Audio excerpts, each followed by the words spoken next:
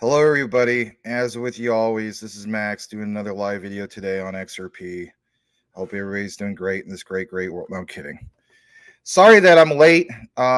Stuff happens. I have let you guys know this many times, actually, not just the first time that, you usually try to start at 6 o'clock, but, I take care of an elderly person. It's my dad. And unfortunately, sometimes he spills a bunch of stuff like literally right as the show's about to start. And we've had problems with ants, and he'll spill like a Coke or he'll spill some kind of soda or juice or whatever. And yeah, getting ants out of the house is no fun. So I just thought, you know what? I need to get this cleaned up immediately. So I'm sorry if people don't like that, you know, no offense. I'm not trying to cause people to like I don't know, stay up later or anything like that because the show got 15 minutes longer or something, but it's something I have to do. He's almost 89 years old. So, all right, we're going to start things off with the first comment of the day. We do have, for the most part, a good show for you guys. Please smash that like. I'll try to remind you guys a few times to do so. Let's start things off with Tim Shea, who says, "Hey, glad to have you here, Tim, the crypto commissioner." And on top of that, Boomer F and Sooner, welcome. Brittany's in the house. Legrand Commission's in the house. BTC is still holding the 30K support level. That's good, man. I'm going to pull up the CMC chart here in a second. I did see that we dipped down to 1.16 trillion. And currently speaking, we are at 30,129 for BTC. On top of that, we got Brian Dowie. We'll share some of the info that you sent me earlier. Pretty good stuff from TikTok. I think it's definitely worth a listen, right?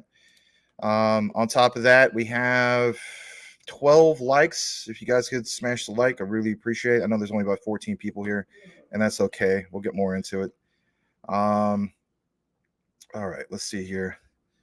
Yeah, exactly. Better than starting at an hour and a half later, like Larry does. Mike is here. Hello. All Quant was on sale today. Well, you know what? I think you're right about that. I think it was, what the heck was it at? Let's just double check this. 103.50. I guess you could say so. Everybody wants to get it for under 100, but not too bad. I think the days of like people were saying like $40. I mean, those days, in my opinion, unless something crazy happens, those days are long gone. But thank you for being here, Mike. Crypto Holmes is in the house. Welcome. He states, Mike, yes, QNT was. He DCA'd into QNT every week. And yeah, I know. I get it. All right. Let me go further down. God, man. This guy, I swear. Not you guys. It's my pop. He's just so noisy. Anyway. Well, thank you, Brittany. And let's go further down. I did not buy the Jasmy dip today. I already hit my goals on Jasmy, but nonetheless, I could try to. Hold on a second.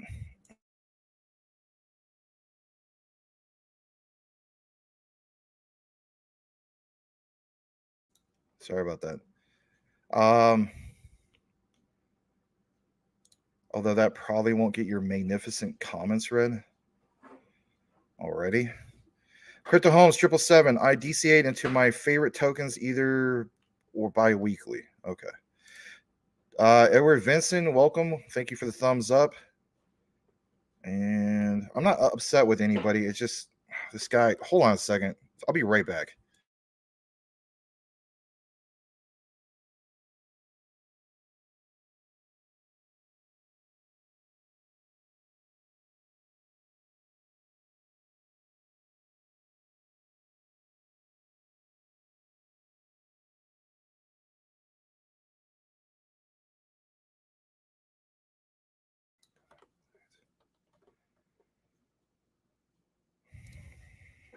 Sorry, guys. I'm trying my best to get through this. Hold on just a minute again. I apologize.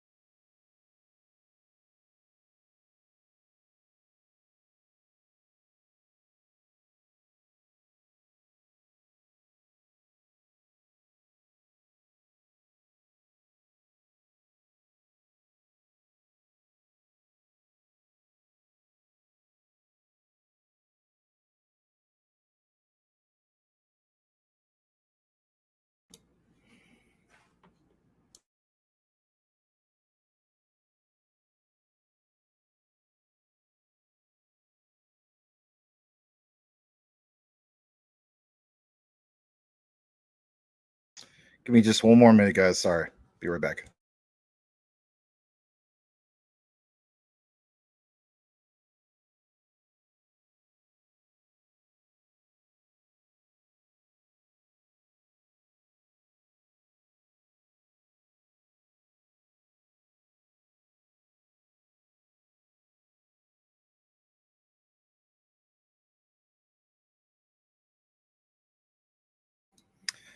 All right. Try to turn on a happy face and make sure everything is all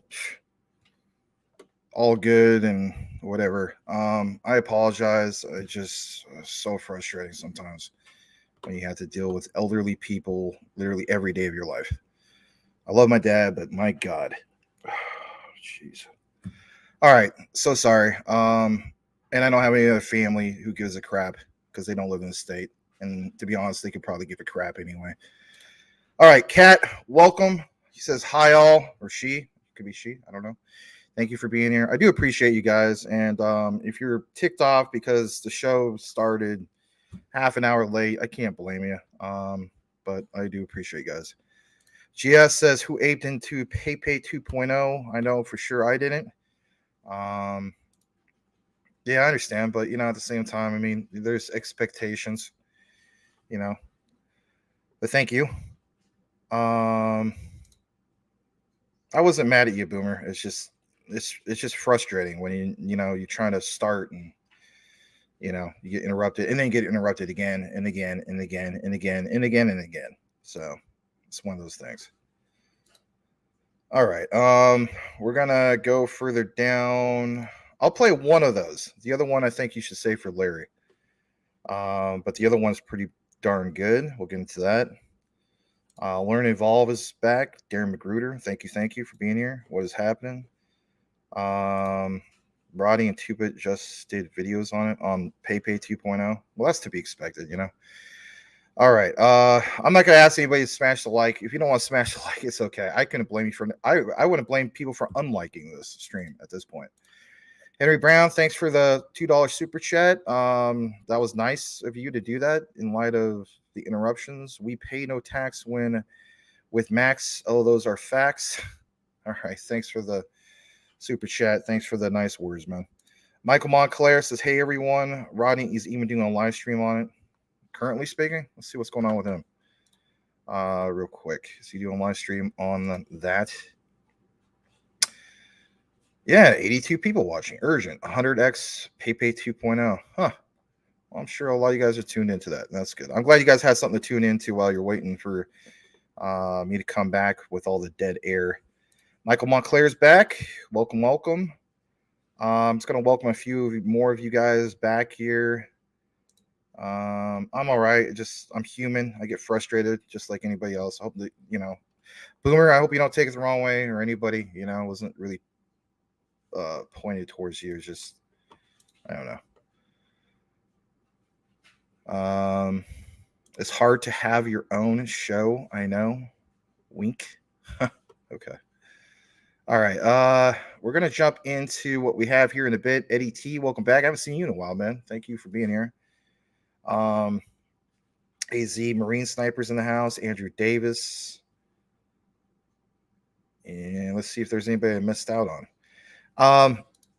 In regards to PayPay 2.0 and all that stuff, I mean, I'll be honest, like, I'm probably not going to update myself too much on it because I've just never been really into it. But I'm sure those guys, who cover more of the D-Gen stuff, like Rodney and so on. Nothing against Rodney. I like Rodney. He's a good guy. They'll keep you a lot more informed than I ever could. So, Waddy, the crypto hunter. There's another guy who could probably keep you informed about it. What's up, Waddy? Glad to have you here. And that's a good question. I would be wondering about that. I would definitely be wondering about that.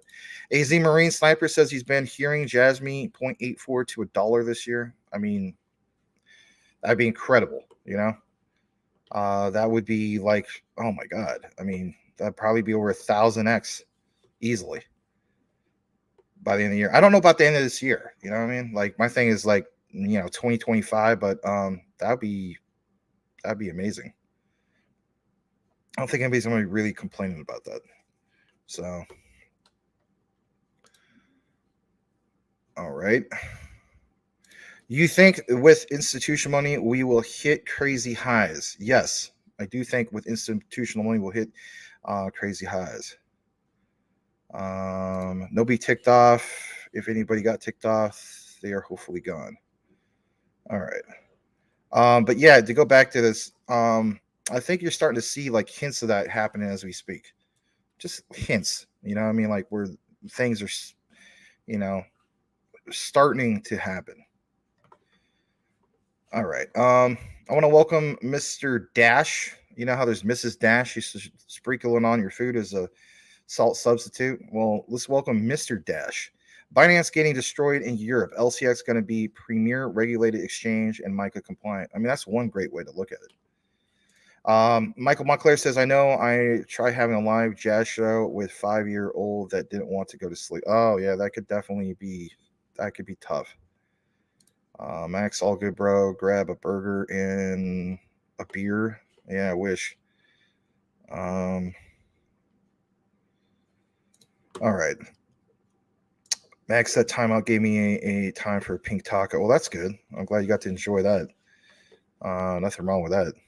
Jasmy 2.84, you're on crack. Why would you say he's on crack? I mean, I can understand maybe you feel as though, like, you know, by the end of this year, that seems kind of boisterous. But, like, do you even believe that's going to go to anywhere? I would like to know what you think about that. I'm not making fun of you. I just kind of would like to know.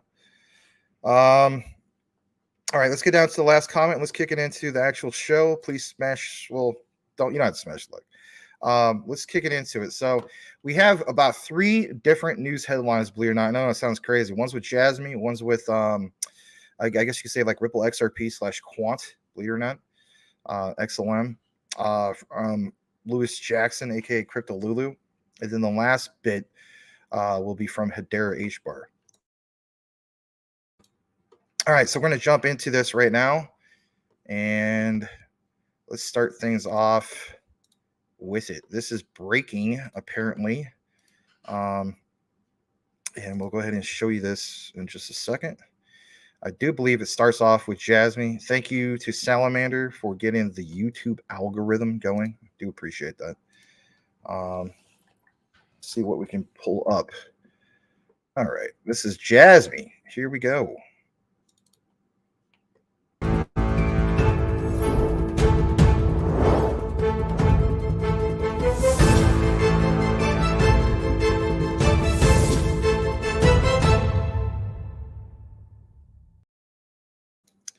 All right, let's get this on the screen for you guys. And this was reported from Jasmy AI earlier. And there's also multiple outlets, if you will, as far as people on crypto Twitter that are sharing this. So pretty cool stuff. It does say breaking, you know, Jasmy continuing to build. And now we see some movement on the West Coast. Now, I did see information over a year ago in regards to this, and I didn't have a chance to like maybe take more of a deep dive into it. It was nothing that could really materialize, so I thought, you know, I'm not going to really do anything on this because it's going to end up being a nothing burger. Now the nothing burger, as you guys have mentioned the other day, I think you're talking about like you know, having an ERC 20 patty with a side of, you know, over ledger or whatever the heck you call it.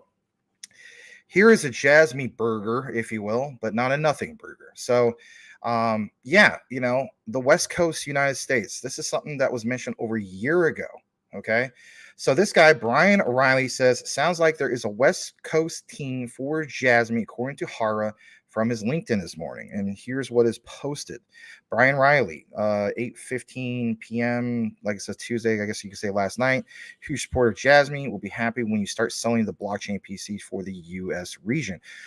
Hiroshi Harada, aka Hara, responds back and he says, thank you for all your support. I would like to discuss this with the team at the West Coast location so that we can make this happen as soon as possible. So you may be wondering, like, well, what's the big deal? You know what I mean? Well, there's more to it. So Brian Riley responds back. He says, how is the IVS going? You know, Diamond sponsored event from Ripple. But I'm going to show you just a tad bit more, and then I'll show you that original finding that I have in regards to why this is no longer a nothing burger. It's an actual Jasmy burger. So let's pull this up from Jasmy US.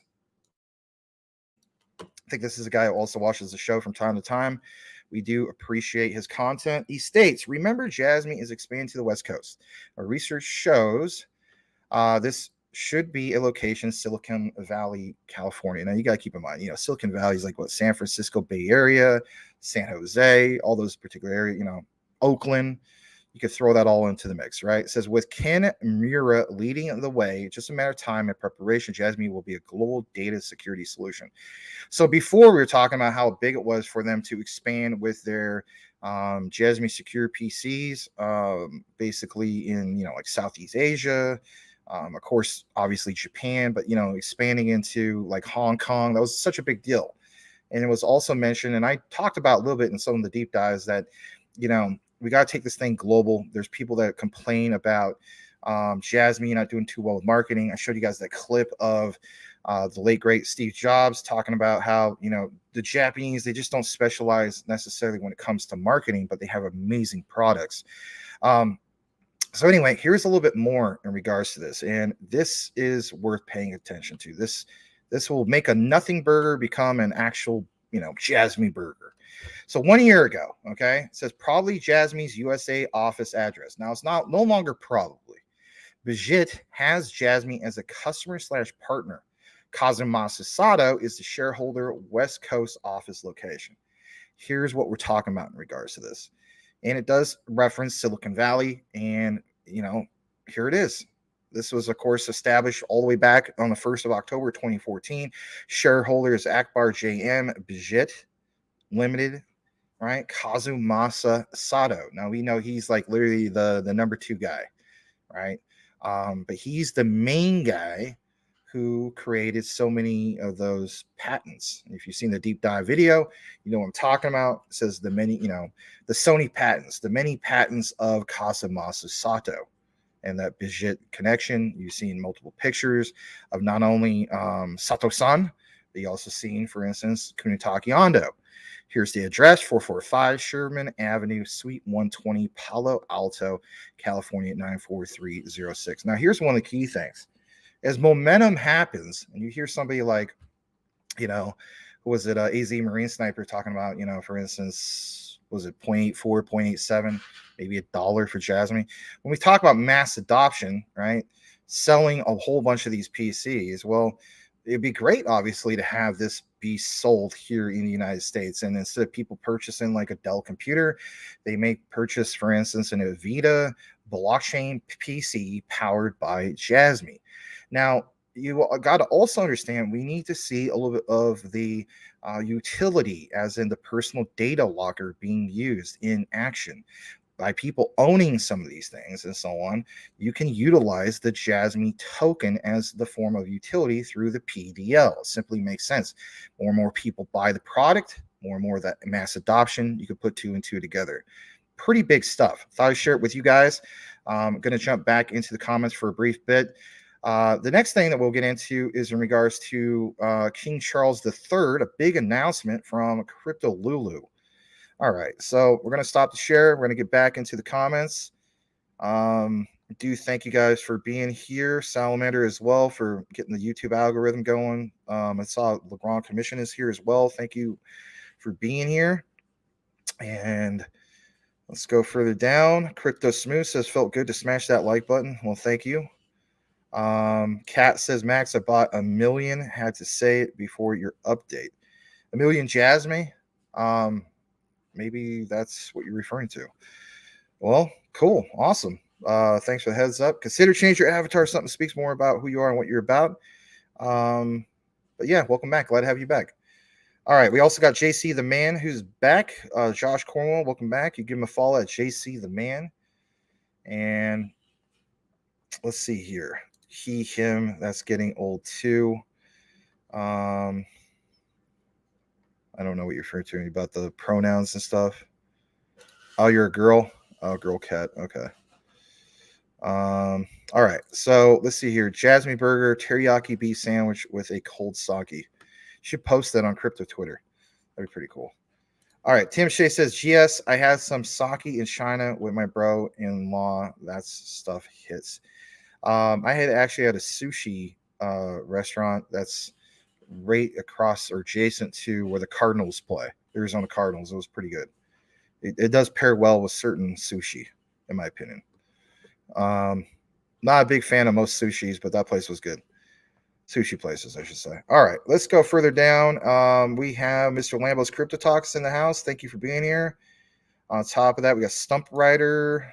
I didn't highlight your name. There you go. Thank you for also being here. Let's see. POTUS comment Trump and DeSantis is on. I did see Biden refer to something about Putin is losing the war in Iraq, and I had to take a second look at that. I was like, what? Did he really say that? The war in Iraq? Really? All right. That's funny stuff. All right, so let's go further down. Crypto Smooth, need to get some Jasmy in his life, looking for donations. There you go. There you go. All right, we're at the bottom. And let's kick it into a little bit more of what we have for the show. So that was just a brief update in regards to Jasmy. It's not like a big, long one. But still, I mean, that's pretty big stuff. At least I think so. All right, we're going to get a little bit more into what we have. This thing that we got from Louis Jackson is pretty big. Let's see. Should we do it again? Let's do it again just for the heck of it.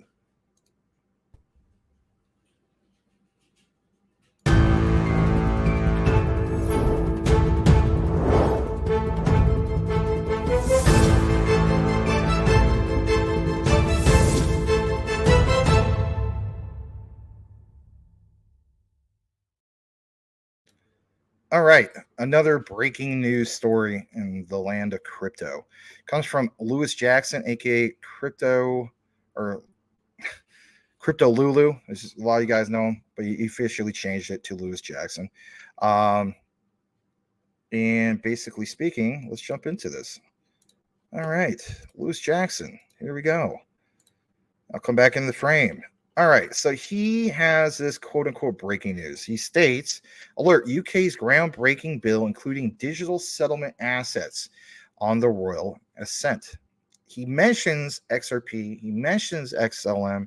I think actually he just mentions XRP, but he tags XLM and he also tags Q&T because what's referenced here in regards to the Digital Pound Foundation. Let's just get right into it. Listen to this. This is big, big news because it's going to happen and be signed tomorrow. Right, I've got some crypto regulation news for you. I just got off the phone with the UK Parliament who handles the bills. Now, there's a Financial Services and Markets Bill that has just made it to royal assent. That means it's going to be signed off to go into effect. It talks about the creation and definition of digital settlement assets. Now, tell me, do you know a digital settlement asset? The same asset that works with a company that works with the Digital Pound Foundation? That's interesting. Ripple, right? Ripple and XRP could most definitely be affected by this bill coming into place. We don't actually know the exact date that the law goes into effect, but we do know tomorrow it will be signed by the king. Right, I've got some crypto. Is that not bullish? That is definitely bullish. I mean, literally signed into legislation by the king. I mean, I don't know. I always thought there was two different ways of going about things. What can be signed as far as, from royalty and or signed by like the House of Commons. But, I don't live over there. I just follow, what's reported. So I think that's pretty darn big. I'm going to show you a little bit more in regards to this from not Crypto Lulu, but, some of these other guys. All right, we're going to jump into a little bit more of this. You're going to see XDC actually tagged here. Take it as you will, but this is the only other thing I was able to find in reference to what Crypto Lulu was talking about, Louis Jackson. So it states, XDC Q&T, the Law Commission today published recommendations for reform and development of the law relating to digital assets. Again, a little bit of what Crypto Lulu is talking about. And of course, tomorrow, if there is enough information in regards to the signing from King George III, we'll definitely report it to you guys. So it says NFTs and crypto tokens.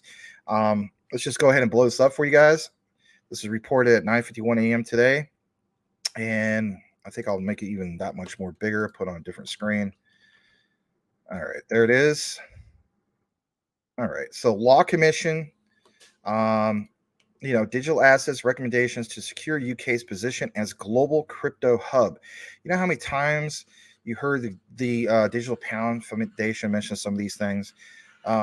Go back, look into it if you don't believe me. So it says, over the past 15 years, personal property law in England and Wales has proven sufficiently flexible to accommodate the rapid growth of digital assets like NFTs and crypto tokens. However, some legal uncertainty remains. Like, could that uncertainty be going the other way? Right? Do we need some of that clarity? Obviously.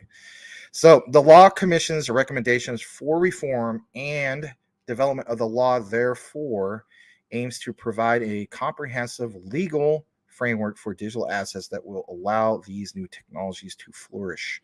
When we talk about, we're getting the introduction of, the institutional money coming in. This is literally what we're talking about, right? So I think tomorrow should be a big day. I'm sure Lewis Jackson will report on some of these things. We'll definitely give it to you guys as well. He even, like he mentioned in the clip, called, what was it, Parliament, talked to some people. I mean, he has connections and so on. I mean, obviously, Versan Elijah, who he works closely with, has some connections as well. All right. So that concludes that. We have a little bit more we're going to share with you. This time around, it is in regards to MasterCard. And if anything, we're going to just leave this up here for a brief moment. The next segment will be in regards to Q&T, MasterCard, and believe it or not, we're going to tie some Casper into it. Shout out to GF Burke with one of his tweets. And, Casper wasn't tagged, but this has been on your mind. A lot of you guys have Casper on your mind. So let's go further down into the comments. And I want to welcome Coochie Boy. Glad to have you here.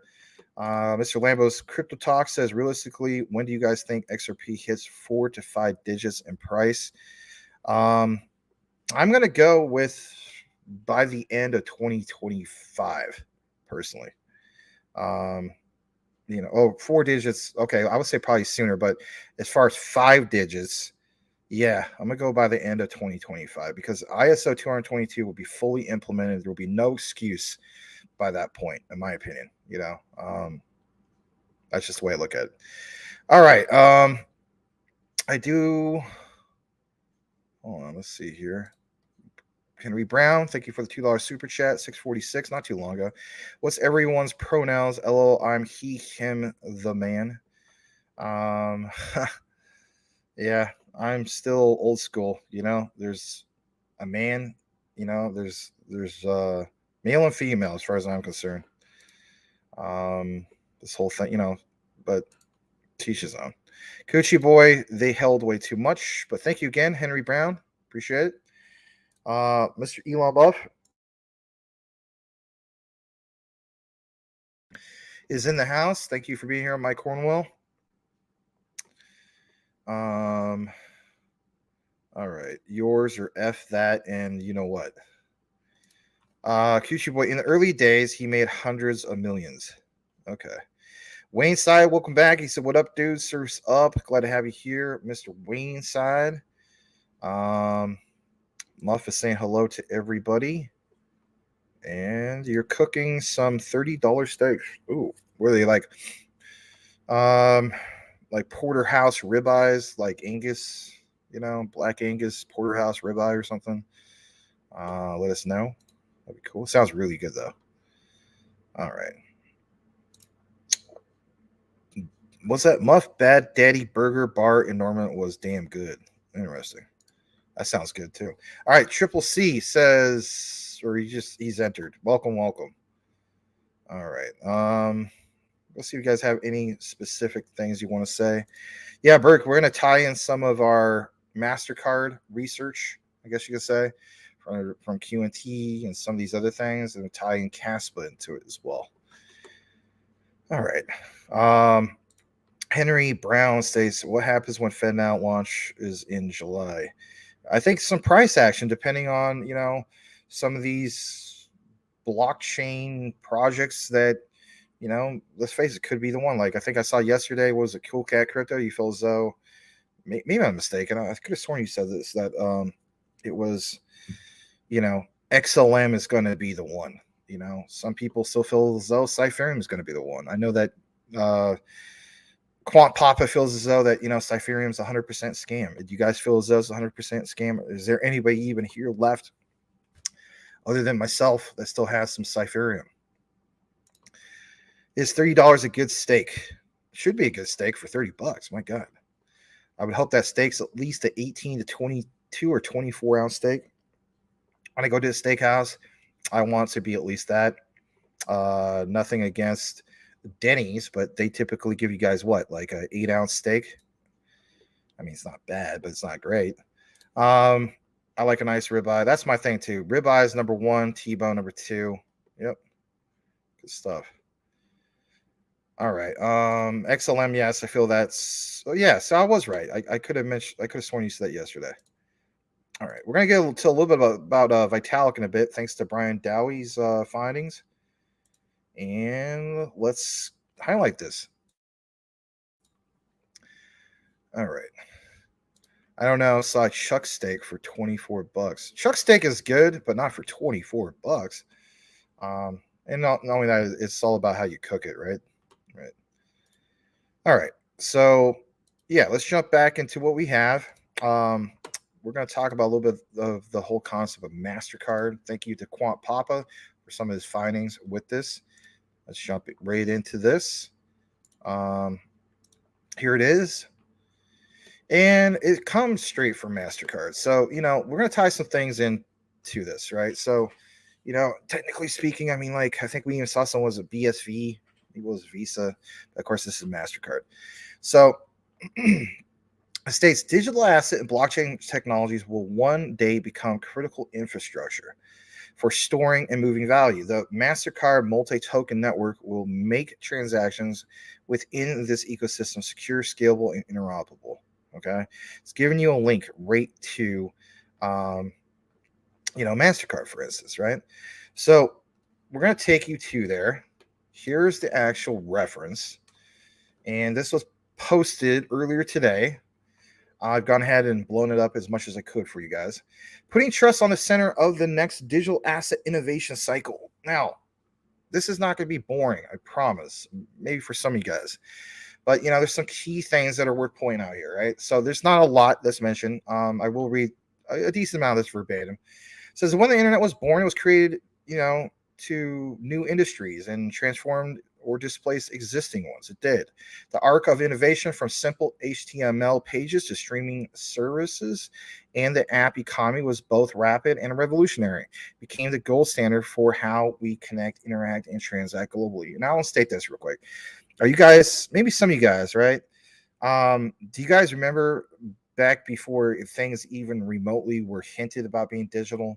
Do you guys literally remember, like, maybe it was you or maybe it was your parents, right? You go down to, purchase something. Let's say for instance, you want to go old school. Let's go old school. Remember going to the mall?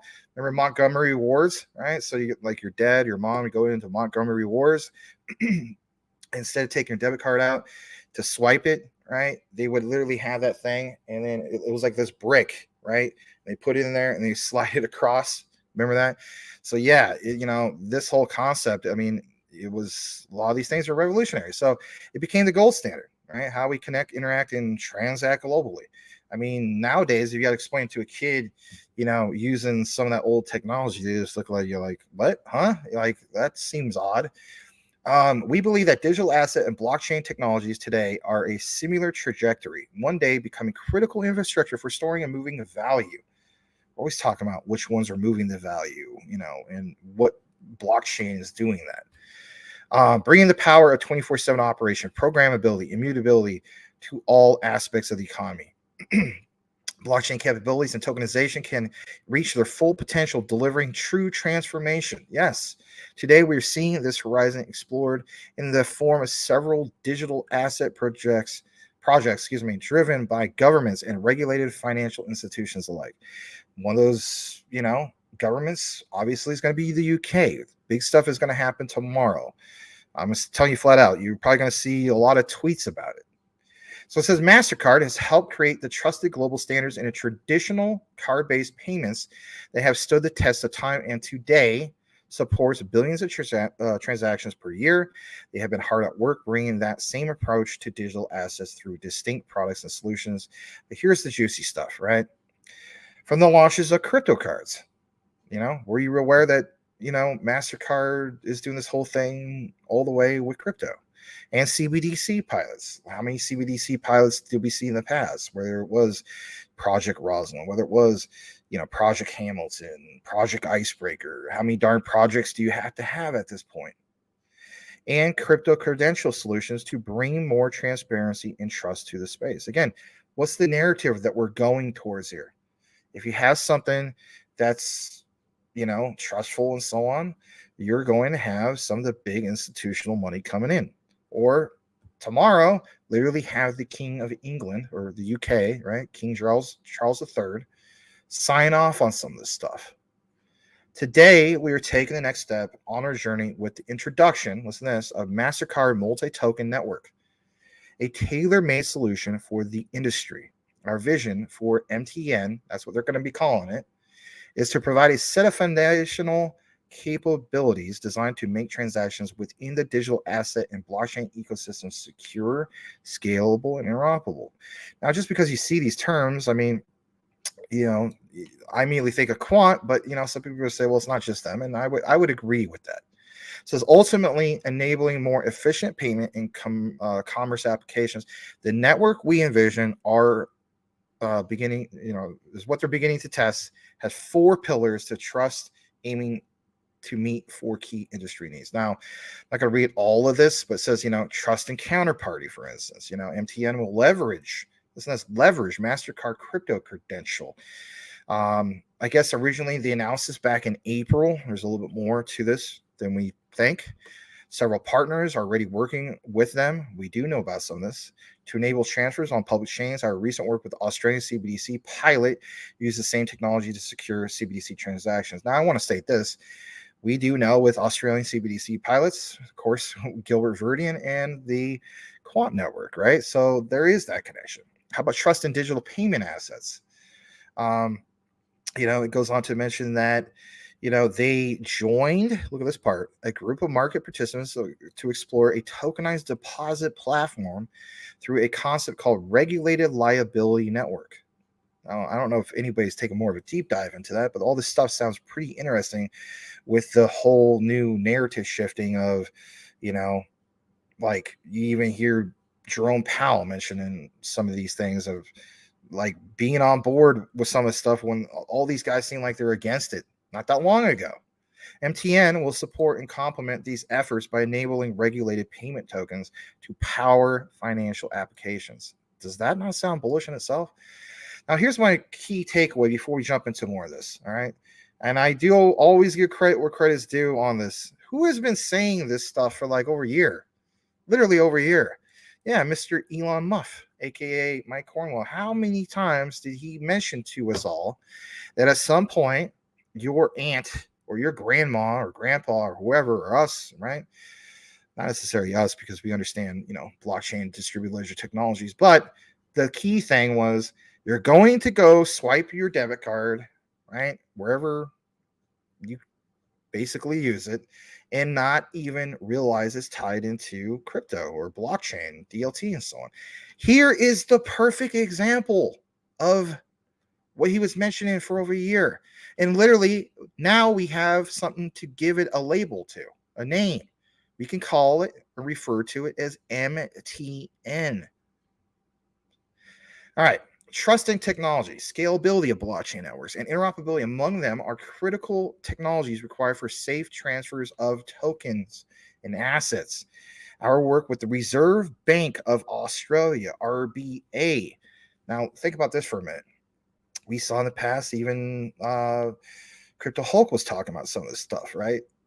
In regards to Australia. It says, in a partnership with Cuscal Payments and Minimal on a CBDC pilot, demonstrates how CBDCs issued by the RBA could be used to make seamless purchases of assets from allow listed entities on the public blockchain. MTN aims to offer these capabilities across all supported payment tokens and networks in a scalable manner. Now, I want to state this, right? I put out that Quant video yesterday, right? It was obviously originally released over a week ago. And, somebody responded to it, and I let him, respond. I'm not going to cancel the guy out unless he's just a complete, you know what. But he said, why would you want to invest in this stuff? He obviously sounded like a Bitcoin max. He was saying, this is just an enabler of CBDCs. And eventually, they're going to enslave us all. I kind of look at some of this, whether people want to agree with it or not. It's a tool, right? And I will use this analogy, kind of like the way I look at like guns and rifles and stuff like that. It's a tool too. Put in the right hands of good people, it could be a good thing. Put in the wrong hands of wrong people, obviously it's a bad thing. But at the end of the day, this is a mechanism. This is a tool, right? So my thing is this. I have seen the stance of Gilbert Verdin when it comes to CBDCs and so on. He's even addressed some of this, right? Like, put in the right hands, it simply makes sense. And, think about how many different blockchain projects it would take them about, 18 months to be able to scale the way they need to. If they did things on their own and technically speaking, had the extra layer of blockchain. But with Quant's Overledger, it is a lot more cheaper, a lot more efficient, right? Makes things just, let's take out a lot of the friction, right? Frictionless. There's a little bit more in regards to this, so I'm not going to get into all of it. But I like this where it says, trust in consumer protections. MTN will draw on our years of experience developing standards and rules for our card network to provide a common framework for a community of users with shared interests. I mean, we've been talking about the concept of regulations for quite a while now. I mean, I remember when I first got into altcoins, that was something that was mentioned over 2 years ago. I always thought, are they ever going to get something going on with this? Looks like finally something is starting to happen.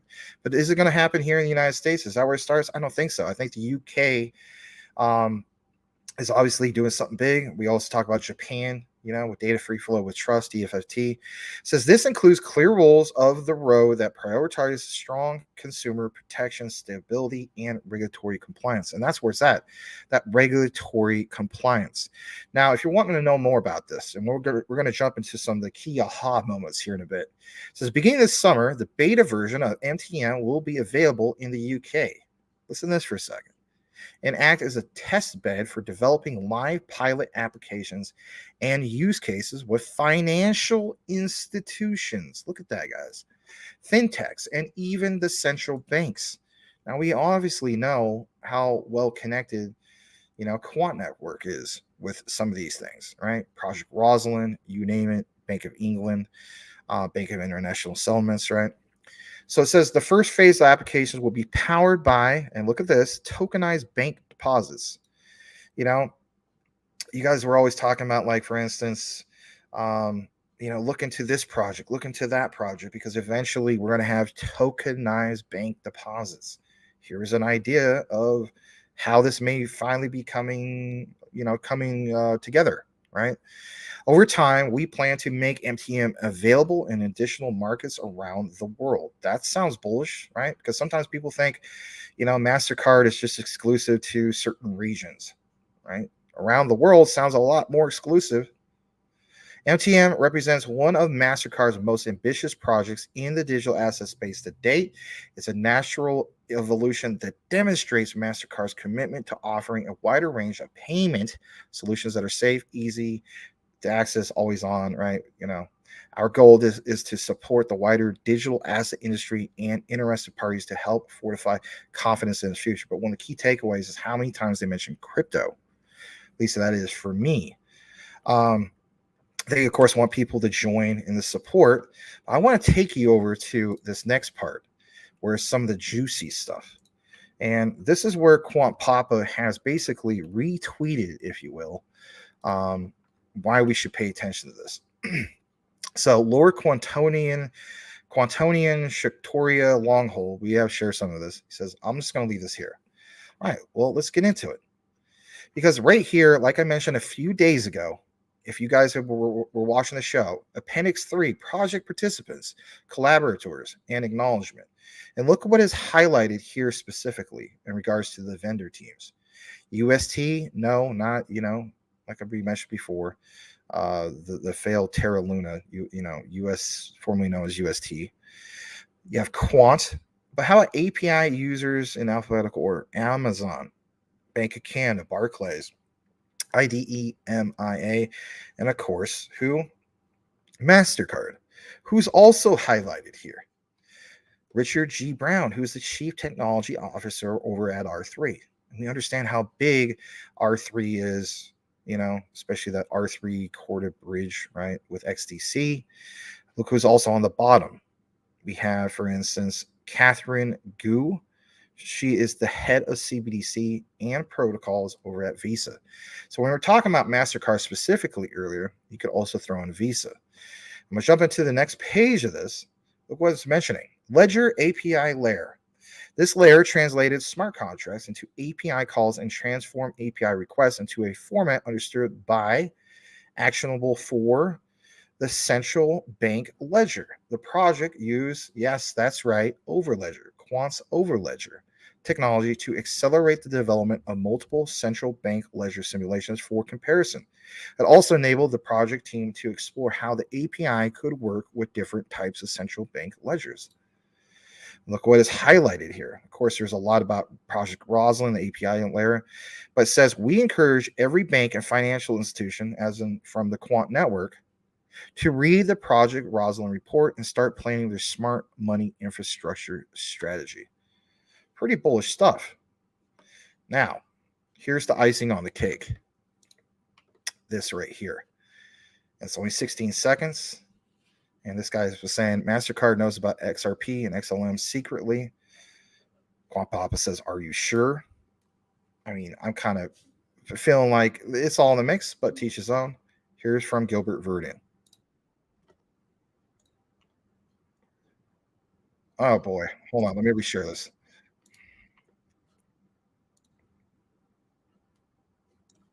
My bad. Let me share this real quick. There we go. And here it is. Money, a digital pound, for example, smart. We saw firsthand participants like the Central Bank of Canada, Amazon, Barclays, MasterCard use this innovative escrow technology that we built to create new types of payments and new types of flow.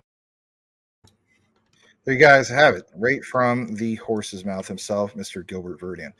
All right, so it was nice sharing all this. Obviously, I think that might conclude that in regards to QNT, and we're going to tie in after this Casper to the mix of MasterCard. But we're going to jump in the comments because I know that was quite a bit to explain or get into. So let's do that. Hope you guys appreciated some of the findings from Quant Papa. And let's get more into this. All right. I want to welcome back JDat13. Max, what's up, brother? Glad to have you here. What's up is we're trying to pay attention to what's going on in the world with all this, regulatory compliance, the signing of King George III in regards to a digital assets bill tomorrow. I didn't even know that he would be somebody to sign off on that, but apparently that's a thing. All right, sorry about the noise in the background. Cool Cat Crypto, excellent. Could it be more perfect for them? All right. I prefer sideline reporter. Oh, that's all right. No problem. Jeremy Amos, welcome back. Or welcome. I don't know. I don't know if I've seen you before. I heard FedNow was on the Metal blockchain. Yeah, Crypto Hulk talked about that a while back. That's one way of looking at it. Triple C says, I don't think XRP for FedNow because XRP currently doesn't support smart contracts. All right. Triple C says, got to have smart contracts to program the CBDCs. And let's also welcome back Crypto Oracle. Says, sup, guys. Sup. Glad to have you here. Nice avatar.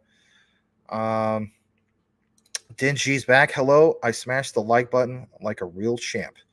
I needed a medal the way I did like a pro. Oh, okay. I only have one medal. I'm glad I have it. But I mean, it's I don't relate it to like military stuff. Those guys take the cake. All you guys that served, you guys definitely take the cake when it comes to real metals. All right. Like this guy, Mr. Boomer F. Sooner. All right. GF Burke says, I'm old enough to remember my friend's dad giving us food stamps to go have fun with. Buy gum, have change for arcade. Yeah, like the actual printed ones. I get what you're saying. Yeah. All right.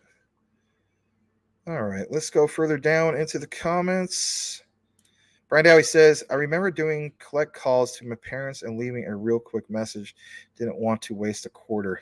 I think I told you guys this a long time ago. Like my first my first call on a payphone, put in a quarter because in my time it was a quarter. I know for some of you guys it was a dime. But put in the payphone and then, requesting to speak to Hulk Hogan because Hulk Hogan was my WrestleMania hero, basically. Anyway, Hulkamania. All right. Gonna go further down, see if you guys have any specific questions or anything like that. Boomer says he remembers when he could get a soda out of the machine for a quarter. Wow. The cheapest for me I ever saw, I think if it was like a regular Coke, it was 50 cents. If it was for the cheap stuff, like the grocery store stuff, I saw 35 cents. I never saw it for a quarter though. Oh, and it came in a glass bottle. Wow. Yeah. I never was around for that. You did find out a quarter calls. If you screamed loud enough, your mom could hear you.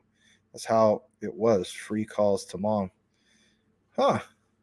That's interesting. All right. Henry Brown says the Fed wire funds service is generally used to make large value time critical payments. The Fed wire funds service is a credit transfer service. 1 or 2. That means he's got another one. Henry Brown, this is 2, I imagine. Yep, it is. Participants originate funds transfer by instructing a Federal Reserve Bank to debit funds from its own account and credit funds to the account of another participant. You remember soda cans actually having real pull tabs. I do remember some of that stuff, believe it or not. I wasn't, that was like when I was a real little kid. My grandparents had some of that stuff in there. We call it, they had like the storage area in the garage. Anyway, all right, let's get into like maybe a couple more. Cool Crypto says FedWire sounds like a job for XRP. Allergies bother me.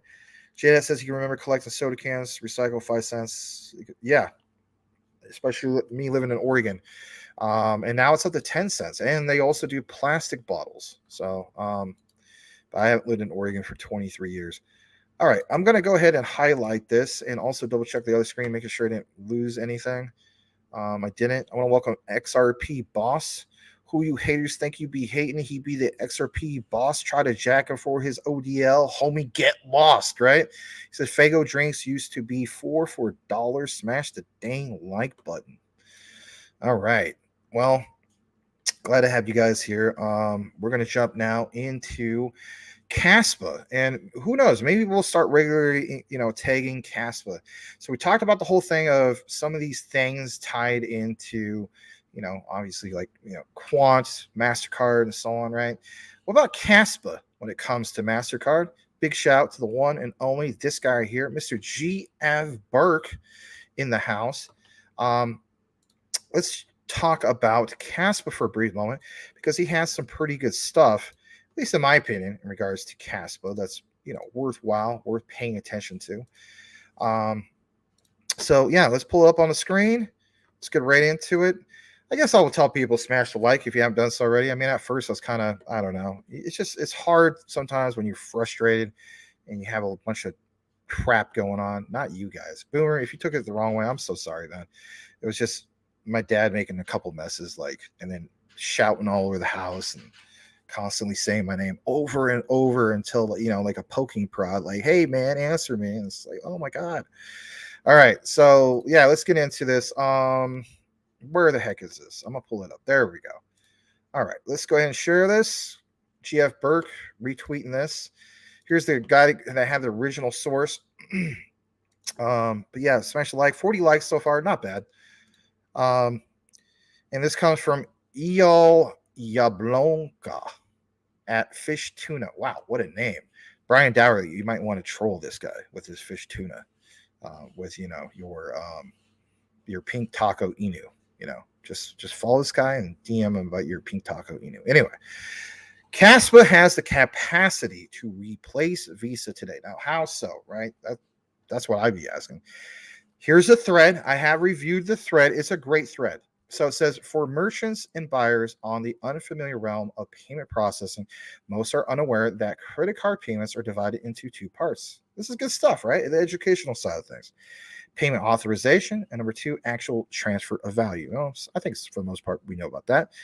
We're going to show you this little demo, right? Let's get into it. And then after that, we are going to show you the rest of this thread. Here we go.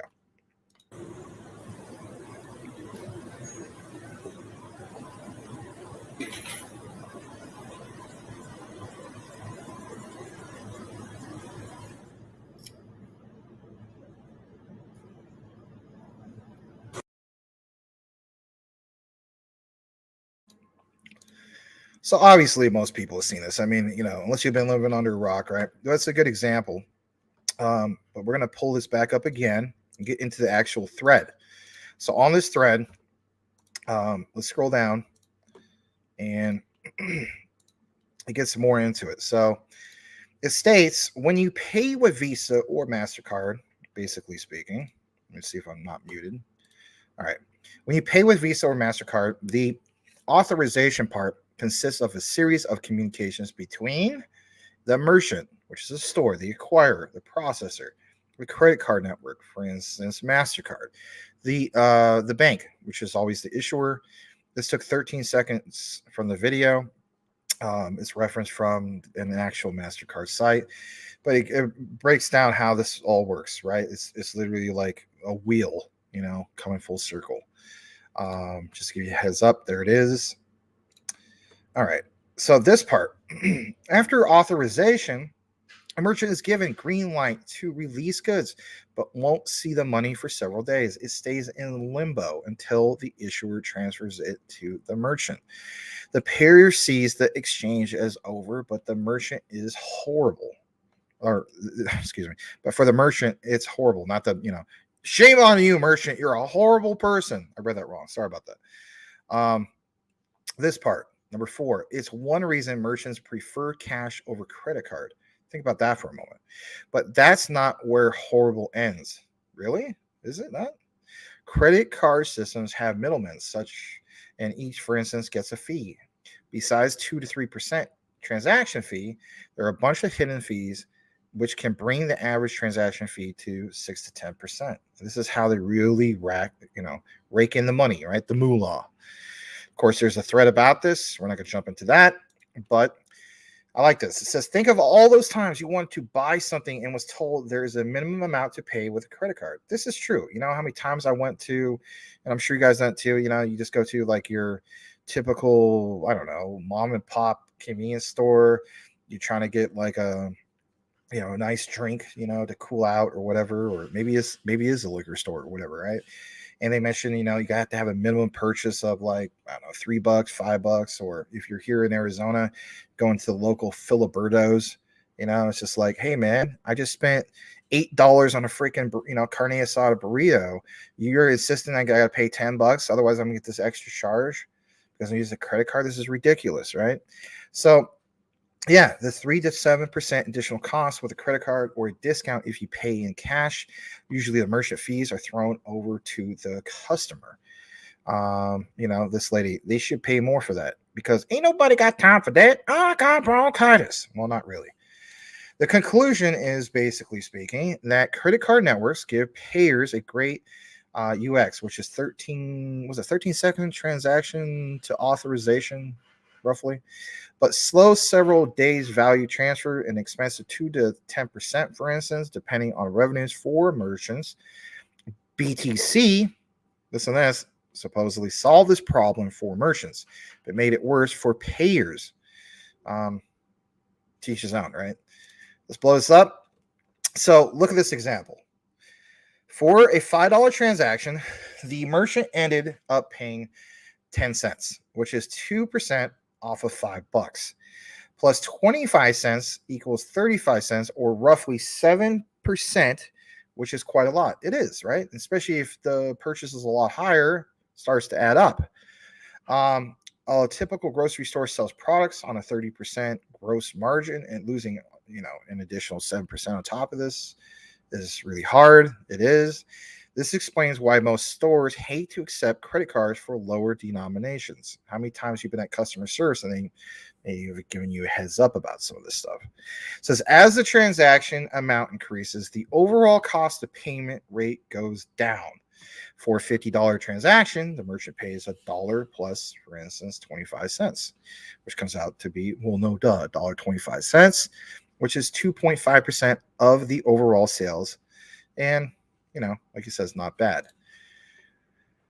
How about this? Let's get to the Casper part. So it says Bitcoin combined, or BTC, combined authorization and value transfer into 1 hour, much faster for merchants to get the money transferred to them, but unbearably slow for buyers. Yes, right. This is why, when people say, hey, let's use BTC for payments, you could literally got to be saying, you got to be kidding me. You're shaking your head and you're asking them, have you actually done any proper research in regards to blockchain technology, distributed ledger technologies, and so on? If so, you will know that BTC, as far as a payment network, just doesn't really make that much sense. This part, no one wants to wait an hour. Nobody does. Nobody. The BTC network throughput of 6 TPS, yeah, you read it right, not typo, 6 transactions per second, is also an impediment for world scale adoption. Enter in Casper. All right, let's finally get into this. So, everybody's wondering, right? Can you get to the Casper part? Casper changes the game.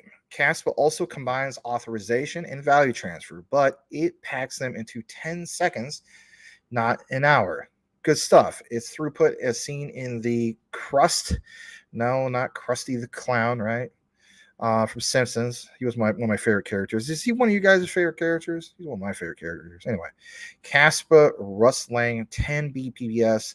Testnet has reached 3,000 plus TPS, which is 2 times Visa's 1,700 TPS, and it has low fees. Now, we also understand that, Visa, I believe, can scale up to 25,000 or more TPS.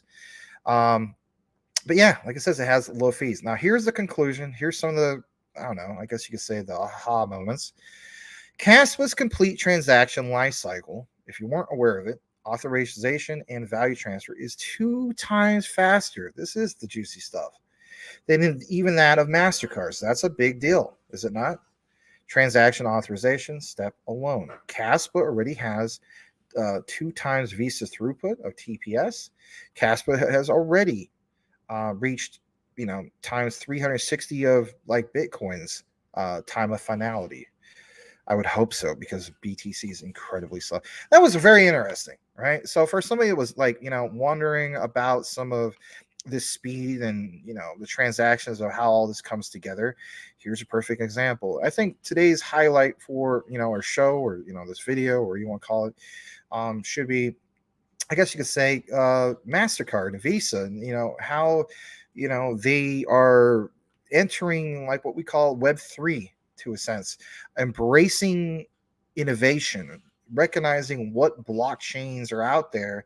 They're going to help them, let's face it, scale and enter into this new world that we're going through with, let's face it, these various different blockchain and DLT technologies. I think it's pretty cool stuff. And Casper, very, very, undervalued still. It's definitely one that is on my list to finally get into. It rounds out roughly 5. So shout out to all you guys who are already into it. And if you've already been DCA into it, awesome. I'm probably leaning towards covering Casper more on a regular basis. But especially when I finally get into it, because it feels though why am I going to talk about stuff I'm not personally invested into? It helps if I am. But it, hey, I'm totally convinced. Great project. So, Gonna go ahead and jump back into the comments after this Casper coverage. We have some more about this subject of Prometheium. Shout out to the one and only Brian Dowie, sideline reporter, CTN sideline reporter. So let's get into that. Okay, so I'm going to turn some things back on. Kick it back into the comments. And we have Boomer F. Sooner says, remember chasing down the ice cream truck with a dime. I remember chasing down the ice cream truck. I also, not for necessarily a dime, I think the cheapest I was ever able to do it was maybe 25 cents for like a cheap, I don't know, what the heck was that? It was like a popsicle thing. What do they call it? A bullet? What is that what they used to call it? A bullet? It's the red, white, and blue one. All right. Or tornado. And then, sometimes the ice cream man didn't even have a proper, like, he didn't even have like a truck or anything like that. He just had that little like motorcycle looking thing, and then pulling around, like a tricycle, tricycle to a sense, and pulling around a portable freezer, and then blasting the ice cream man music. All right, Burke, who did share that with us. Thank you so much, Mr. Burke. He says, well, dumpster diving for cans as a kid and worming cell worms with the prods. I made my own electric prods recently for free bait. Oh, interesting. That was back in 1974. Huh. Boomer, did they even have ice cream? Jeez. J-Dad, no one can say I didn't grind for my crypto. That's a good, true statement. I want to state this, Brian. So when I was living in Portland, Oregon, they had this place, and I'm sure you guys have it too. It's only in certain states, called Farrell's. And the nice thing about Farrell's is it's 1920 style ice cream. They even dress like 1920 style with the hats. I don't know. It just great ice cream. Best banana splits I ever had. I guess apparently they finally opened up one down here in Phoenix. I'll have to go check it out sometime. All right. Burke says we still have drive-in movie theaters here. Nice to take the truck with the kids. That's cool. I'm gonna tell you guys something. You're gonna think this is bad, but it's okay. Little known fact: I've never been to a drive-in. I've always kind of wanted to, but I always wanted to do it kind of like old school, where I had like a classic car and watch like a classic movie or something like that. But I don't know. Especially living here in Phoenix, like you don't want to be outside. I know they have drive-ins, and then I guess they're more catered towards like the winter months, but you do not want to be outside in 110 plus degree temperature heat watching anything. I don't even know if they show it when it's the summertime. Who knows? All right. Boomer F and Sooner says he's so old he remembers back when music was actually good. That's a good point.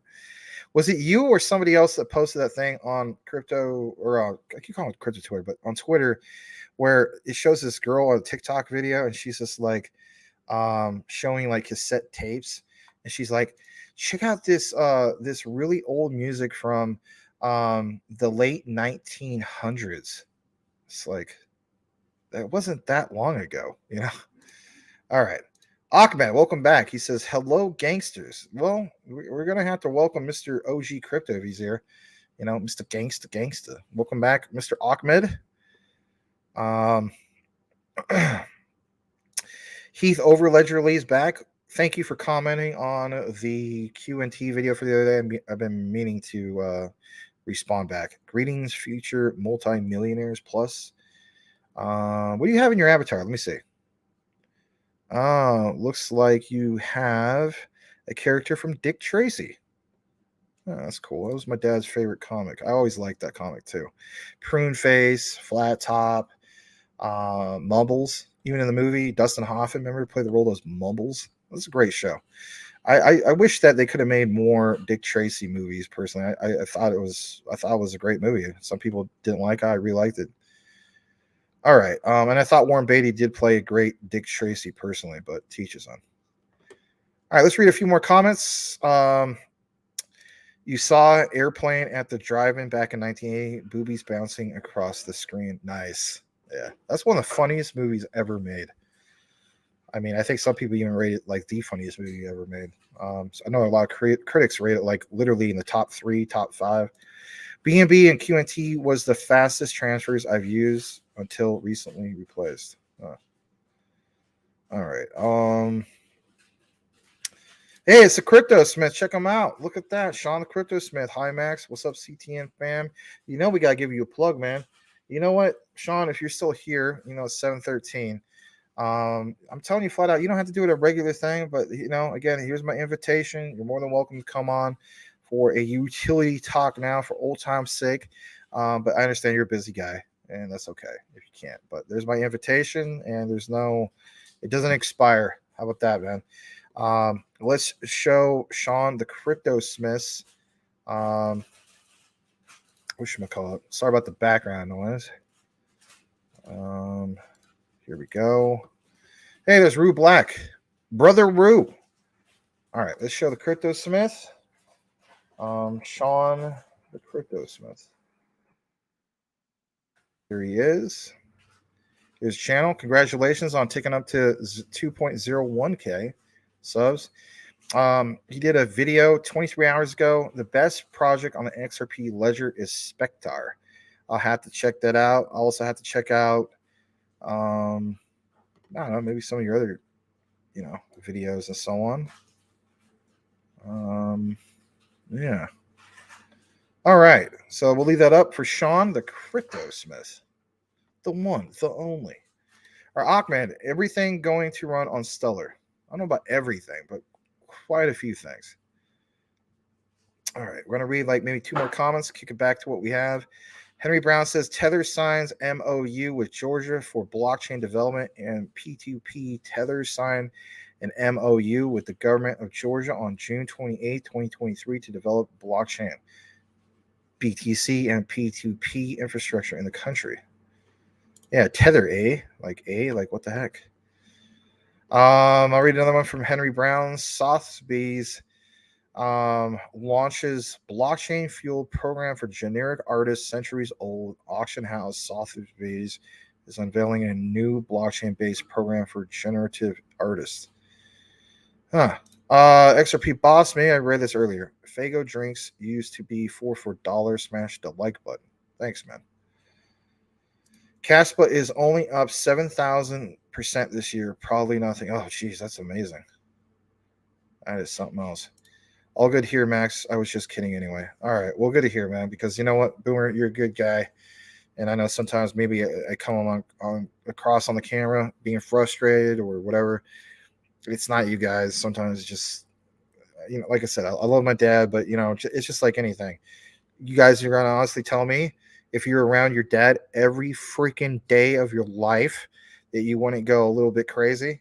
You know what I mean? Yeah, you'd be like, man, I need a break, you know? So I don't get a break, you know. Only child and 0 family here. Absolutely 0 family. All our family is in freaking Oregon. And, you know, sorry to say, but no, I don't see any of them trying to volunteer for some of this stuff, but it's whatever. Little known fact, my aunt, who is his sister, I haven't seen her in 24 freaking years, and that's his sister. What the heck? Who does that? You know what I mean? If I had a sister, I would probably want to see my sister a little bit more than once every, you know, last time I saw her I was 18 freaking years old. Like, what the heck? Who does that? Doesn't make any sense. I'm volunteering a little bit too much information. I shouldn't be talking about that, but I just think that's weird. I just totally think that's weird. Doesn't make sense to me. My mom's, you know, brothers and sisters weren't like that. They were thrilled to see her, but I don't know. It's just strange to me. I don't know. Sounds like I'm running her down, but it's just a weird situation. I don't know. I mean, they talk to each other on the phone, but it's just, I don't know. I mean, my thing is 24 years. Last time you saw this person is 1999. That's the year I graduated high school, for crying out loud. All right. Compound Labs. You know what, Henry Brown, next time this guy is on the show, okay, if you're still here, Crypto Winner. You guys know where I'm going with this? Crypto Winner. So shout out to Badir, aka Crypto Winner.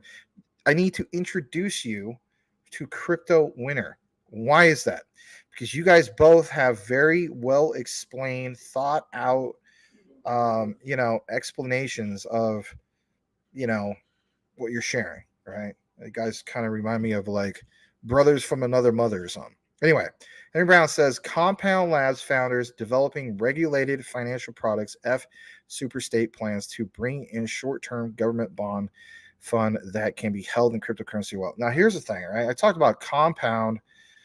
Was it Compound yesterday? I think it was. Like, it was pumping the other day. Let's pull this up for a second, because now you got me kind of curious about something real, for a brief moment. So, Compound. Yes, I believe this is the one you're talking about. So I said this yesterday. I said, this was one of the top performers. It's on the 7-day chart. It's the second best top performer, right after BCH, Bitcoin Cash, and then BSV is third, Stellar's fourth.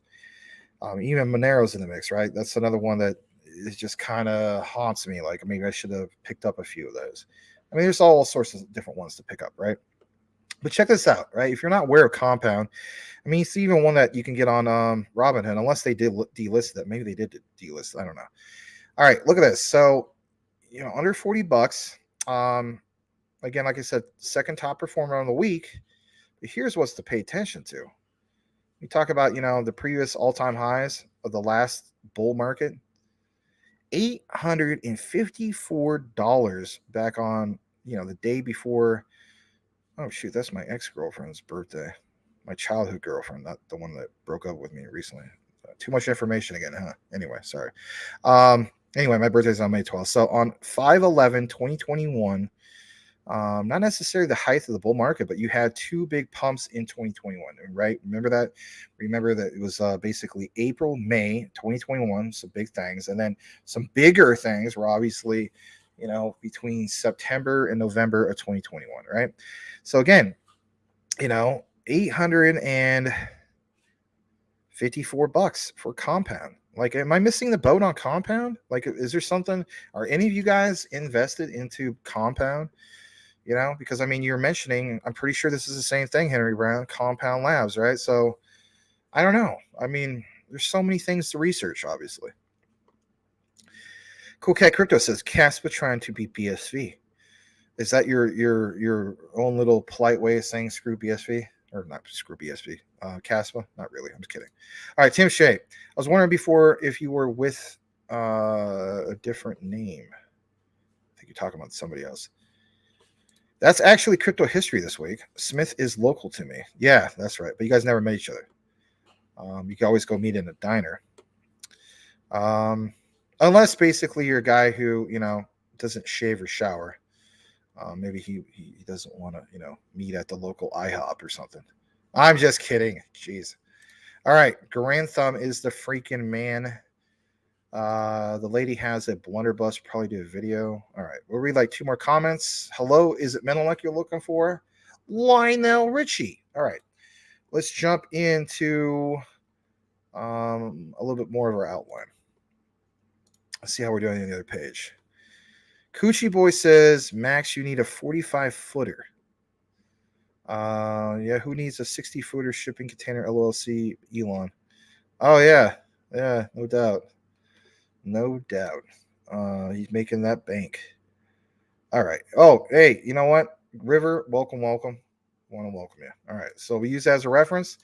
Let's jump back to what we have. We have next on the list a little bit of what Brian freaking Dowie sent. All right. Hold on. So let me shoot this over to Crypto Smith.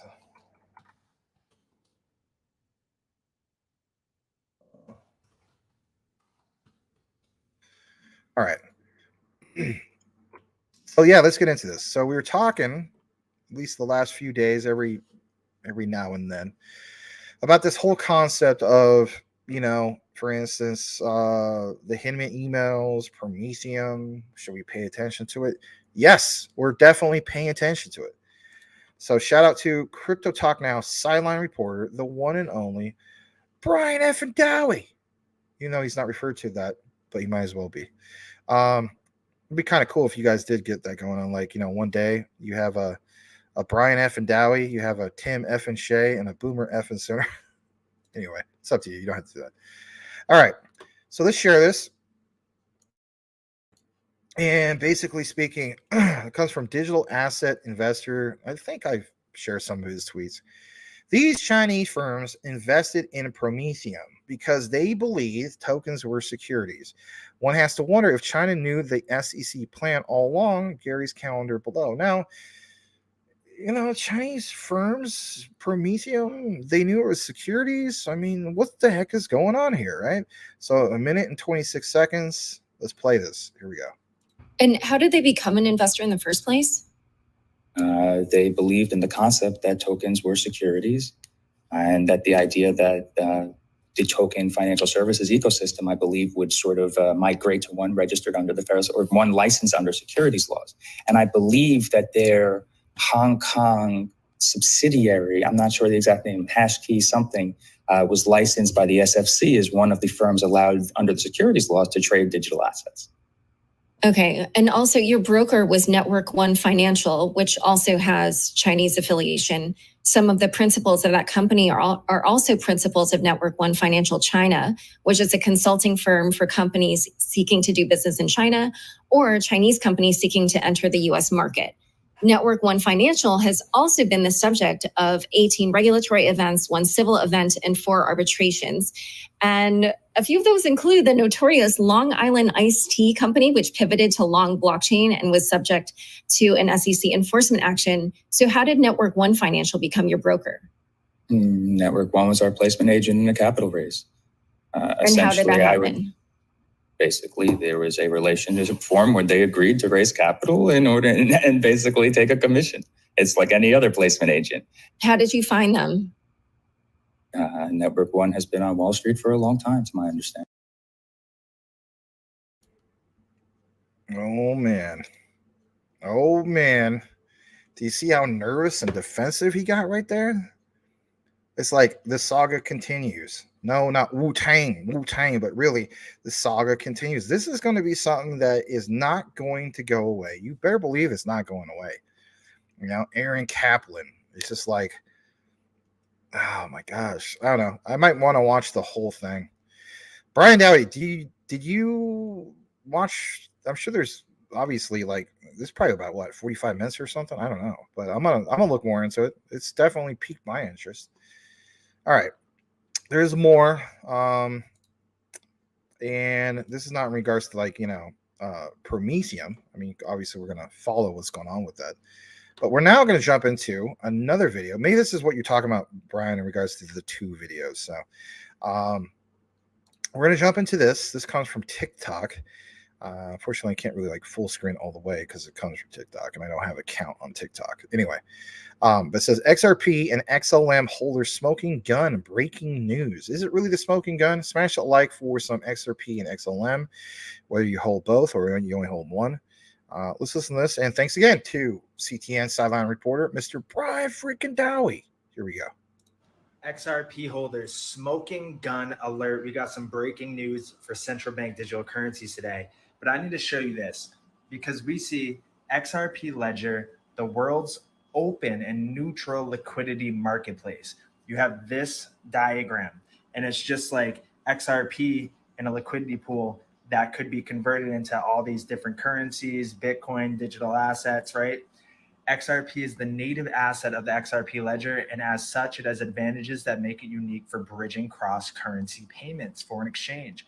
Over time, as banks adopt Ripple's distributed ledger solution for international payments and payment service providers take advantage of the cross-currency real-time gross settlement capability and neutral liquidity marketplace provided by the XRP ledger, the transaction volumes of the network will grow massively. XRP is poised to become the best liquidity vehicle for international fund transfers, a market with an annual volume of 180 trillion in payments. But just wait, there's more.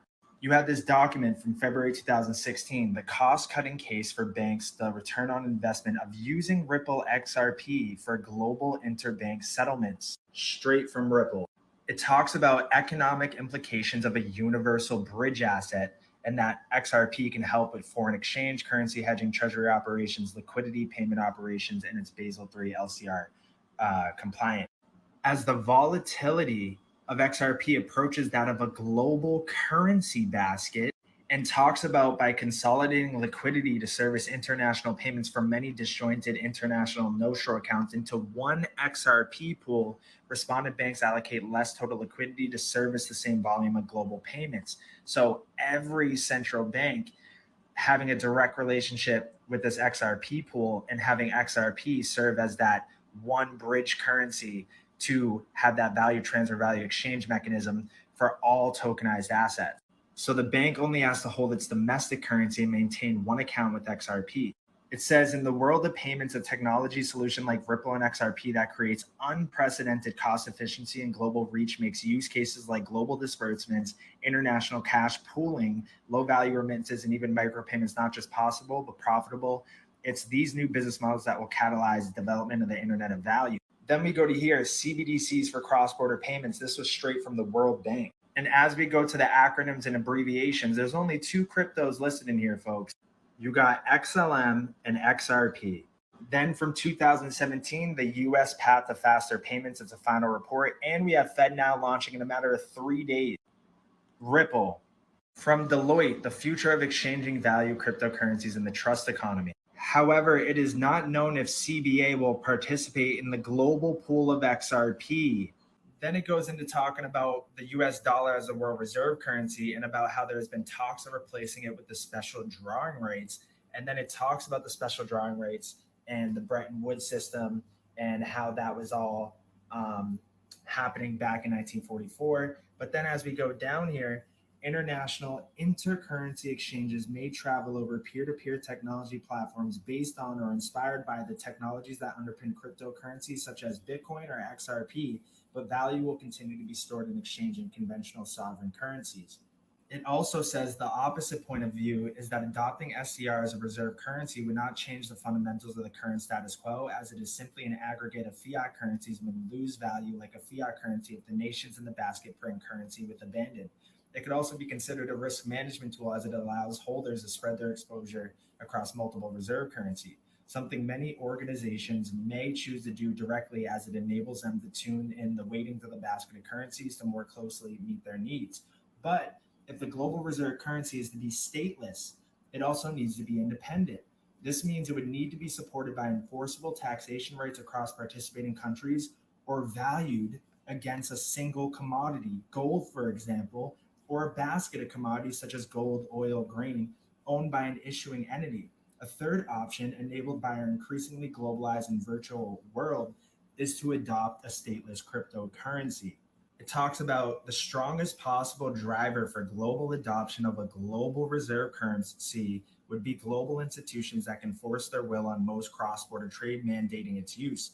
Otherwise, stateless cryptocurrencies will continue to play a niche role in the global economy, just as they do in national economies. Individuals and institutions will still find it more convenient to conduct their business in one of the currencies at either end of the transaction. As we've already stated, it is most likely to be a national fiat currency and a trusted third currency, which by sheer size may be the global reserve currency, or in a weighted basket of currencies as a risk management strategy to limit exposure to any single currency.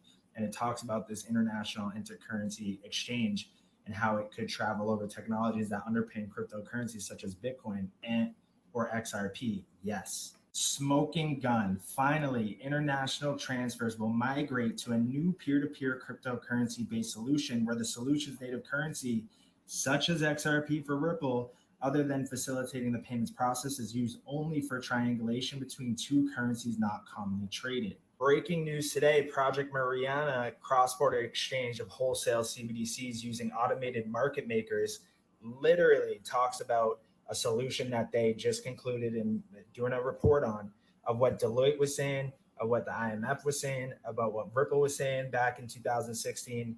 It's all here, folks. So go over to the YouTube. The link will be in the bio, and you'll see this video right here. IMF confirms XRP and XLM as a common global multi-currency settlement asset. It was a couple weeks ago or a month ago, and watch this video, and the proof is in the pudding. So click the bio, click this link, and it'll be right here. So you can click on the YouTube, subscribe over there, put notification bells on, watch this video, let me know in the comments what you think. Is it a smoking gun or not?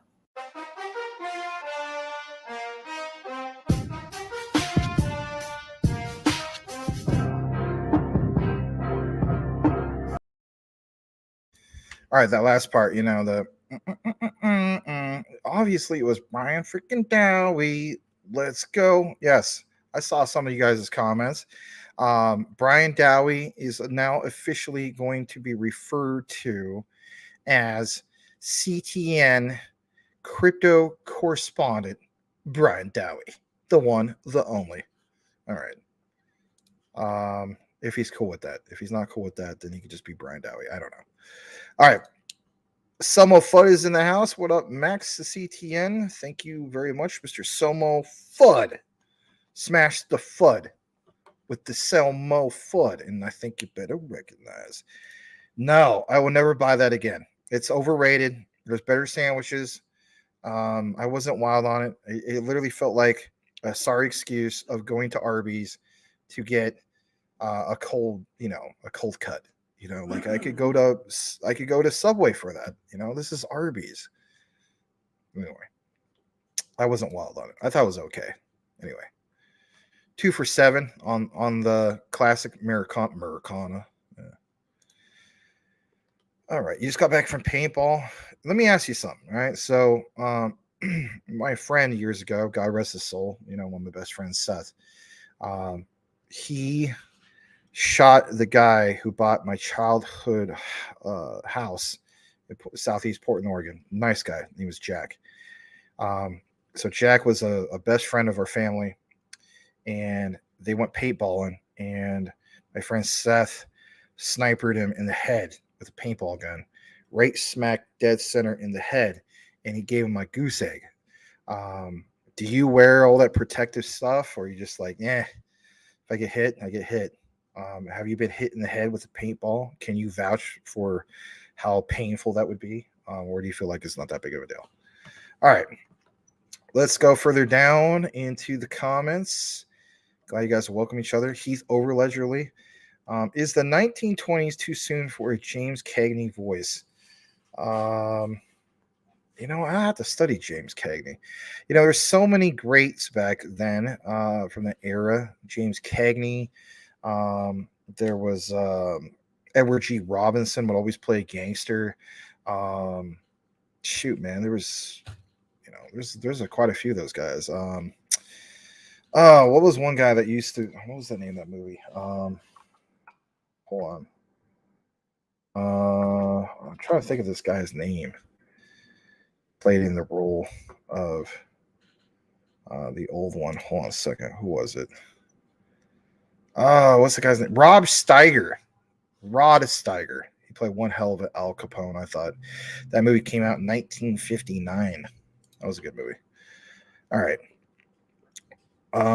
Wow, you worked at Farrell's while in junior high school. That's cool, man. Very cool. So you could vouch. They're good at banana splits, man. Well, they're banana splits.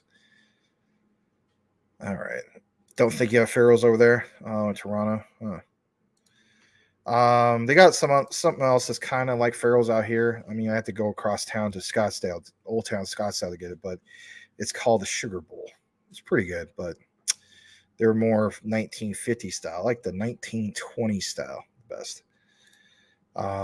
Although I like the fashion of the 50s the best. If I had to pick one for like cars, clothing. Man, like he says, he's so old he remembers XRP secondary sales were not a security. That's a good one. All right. What do you got here? It's desert here. Excuse me. I almost said dessert. But drive-in movies don't start until like 10 p.m. ish. Hey, my truck is a 79. My first car was a 77 Chevy Impala, 2-door fastback. And then some jerk had to come and vandalize an apartment complex and just chose random cars. I went to there to visit my friend. Had to go out to the junkyard to get a new replacement, and I don't know, it sucked. Missed that car though.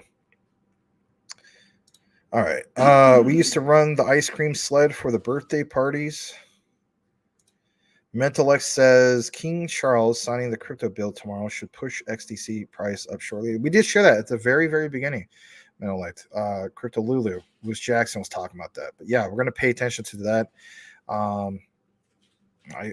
You should do something. It's worth noting. But is it the start of, institutional adoption or laying down the framework. I don't know. It sounds bullish though.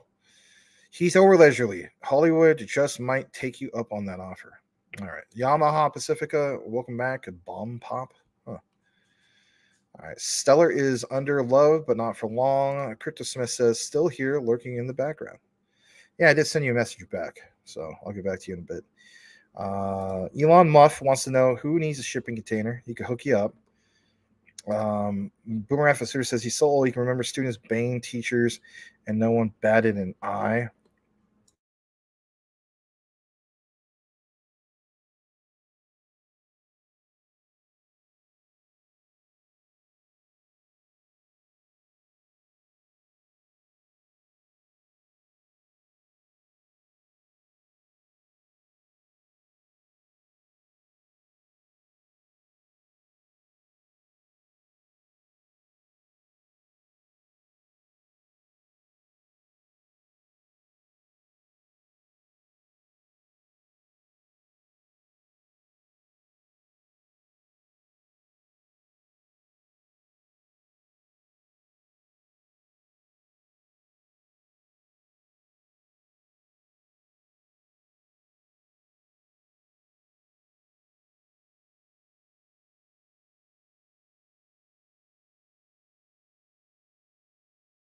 Oh, there's my mute button. I can't believe I did that. Why did I do that? All right, I see it, Mr. I see the bat signal, Mike Cornwall. I see it. All right. I definitely see it, my friend. I see the red phone and it's calling. Thank you.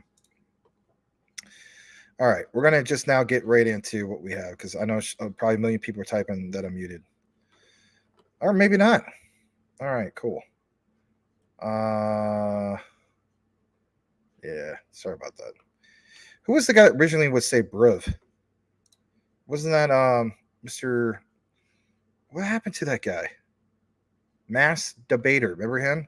He always come in. Hey, how's it going, bro? Oh, hey, hello, Max. Anyway, all right. Let's get into the last bit of what we have. It might be the last bit of what we have. I don't know. It's XLM. So yeah, let's talk about some XLM for a brief bit. All right, let's jump into this. Here it is.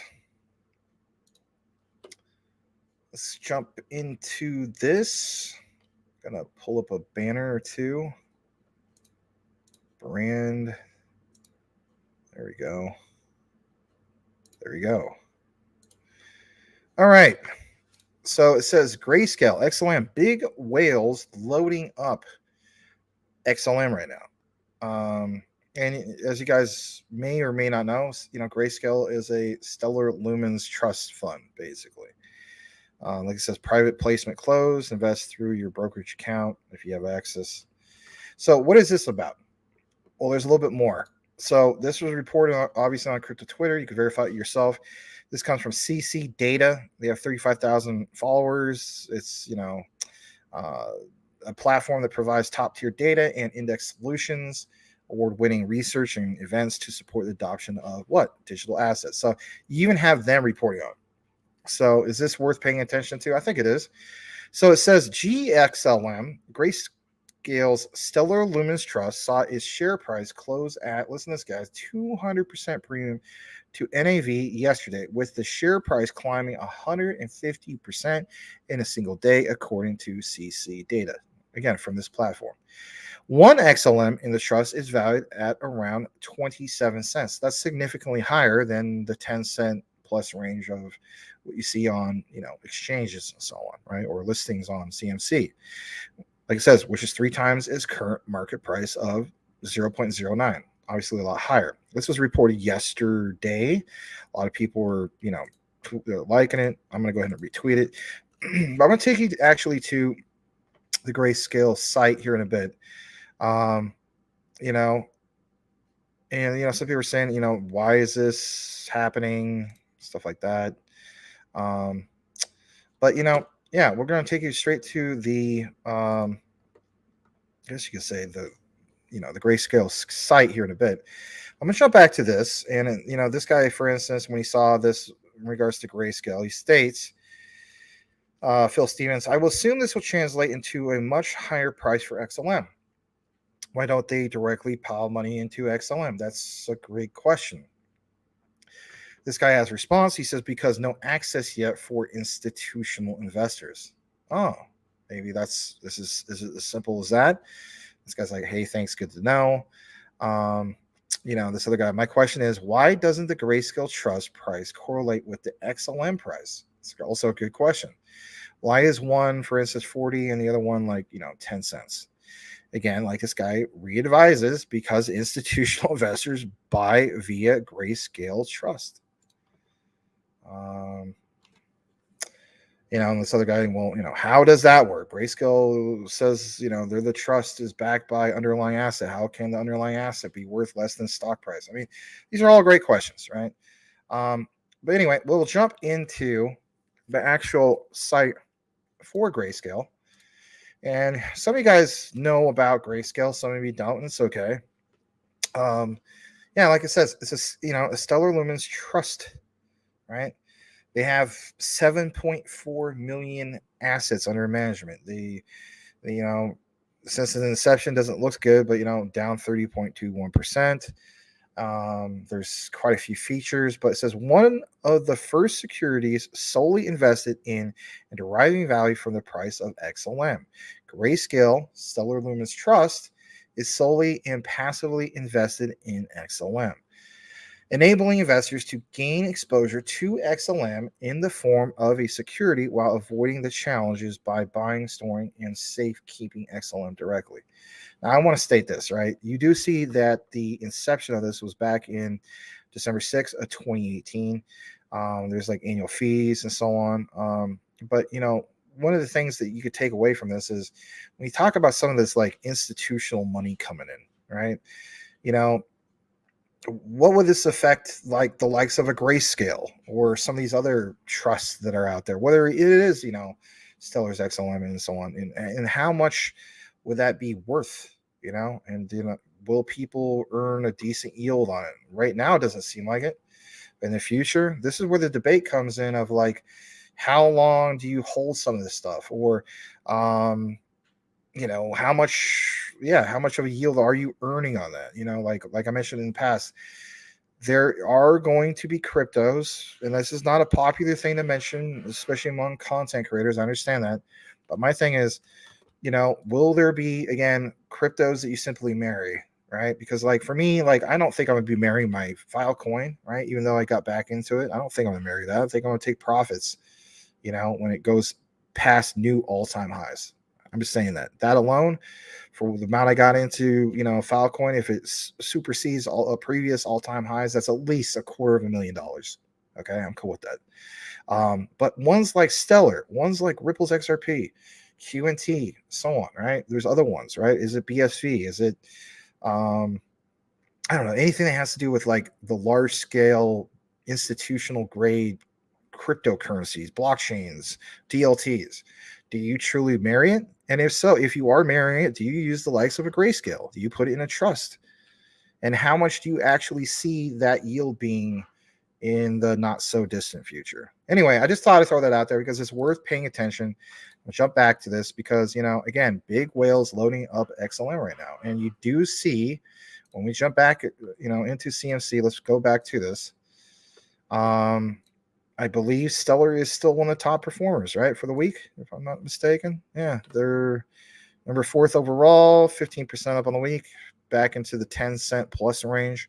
Remember, not that long ago, we saw, I believe it touched 6.8, 6 cents, 6 to 7 cents roughly. I think the last time I DCA'd into it was 7 cents. I was glad I did.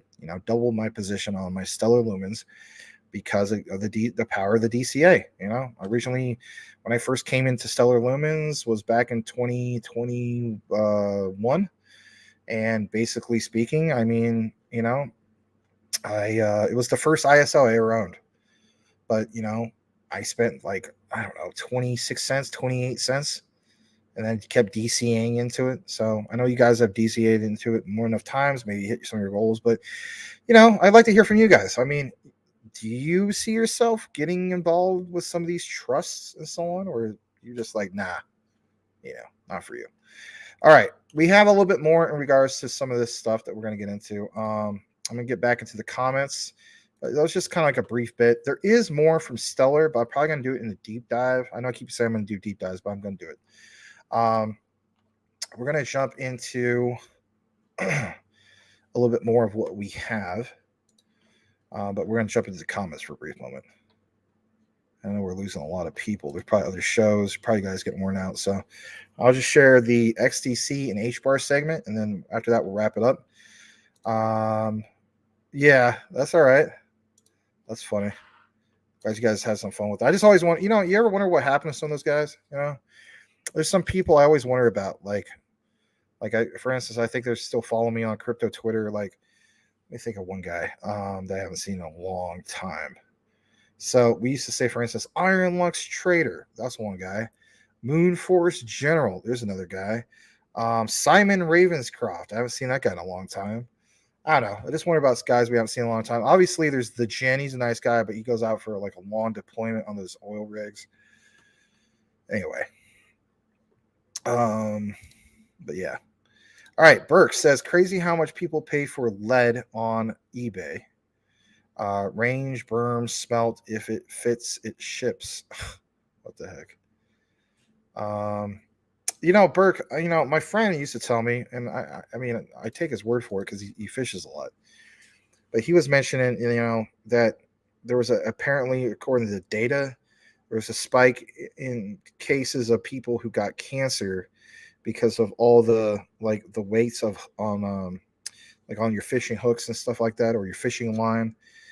People picking up those weights, and then part of, just naturally speaking, when you pick it up, you get little fragments of the lead and it goes in between your fingernails. Or what was the other one? Guys sometimes use their teeth and then mess with the line, and then maybe they got some of that lead kind of in their mouth or something. I don't know. He had some kind of data a while back basically saying that dramatic increase in cancer rates and stuff like that. I don't know. I just saw what you said about the lead, but anyway. All right. Gonna read just a couple more comments and welcome Calvin. He says, like Carolina AZ Diamondbacks doing the Rays dirty. That's good. We'll read one more comment, two more comments. XRP Boss says, 2 facts. The XRP ledger first launched in June of 2012.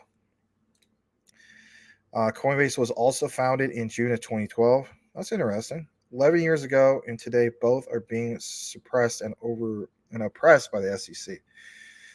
I'd like you sharing that. Thank you. It's some educational facts right there.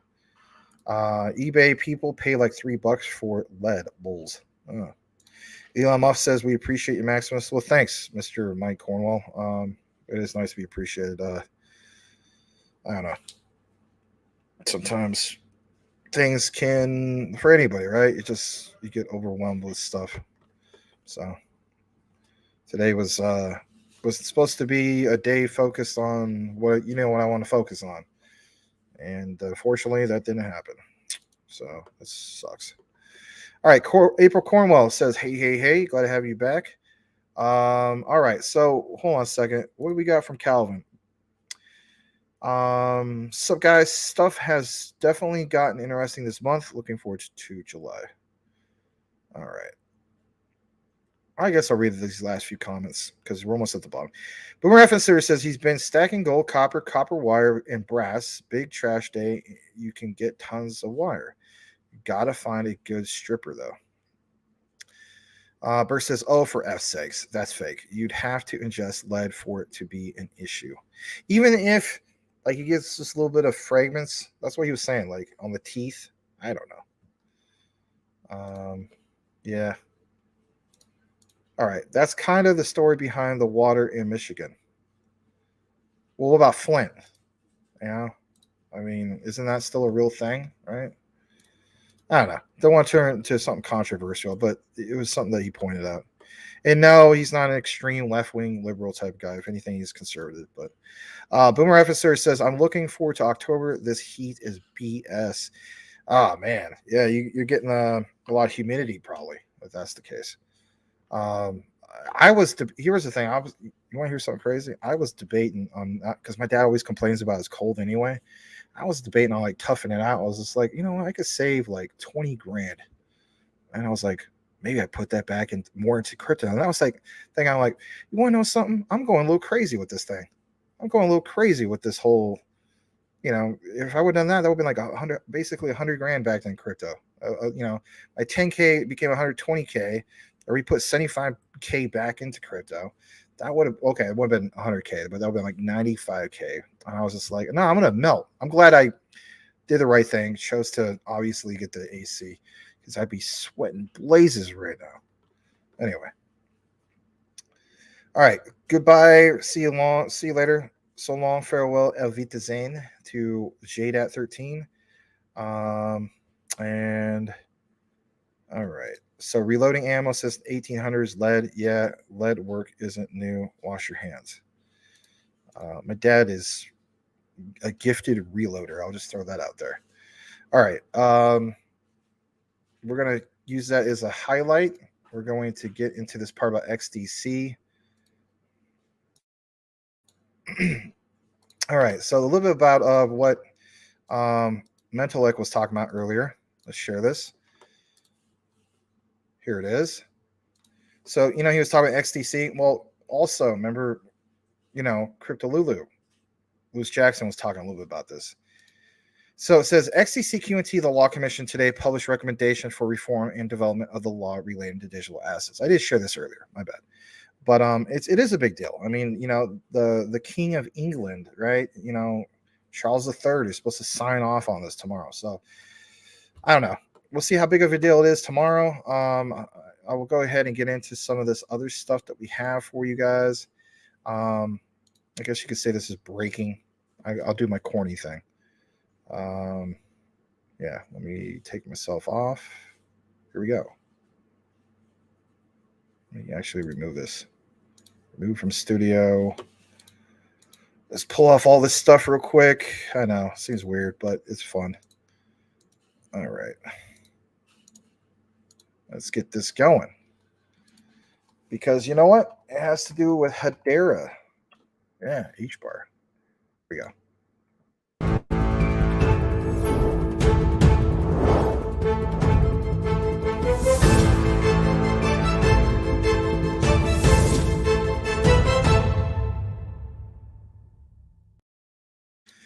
All right, so we have some breaking news from the one and only Mason versus Louise. While you guys follow him, let's just get right into his findings.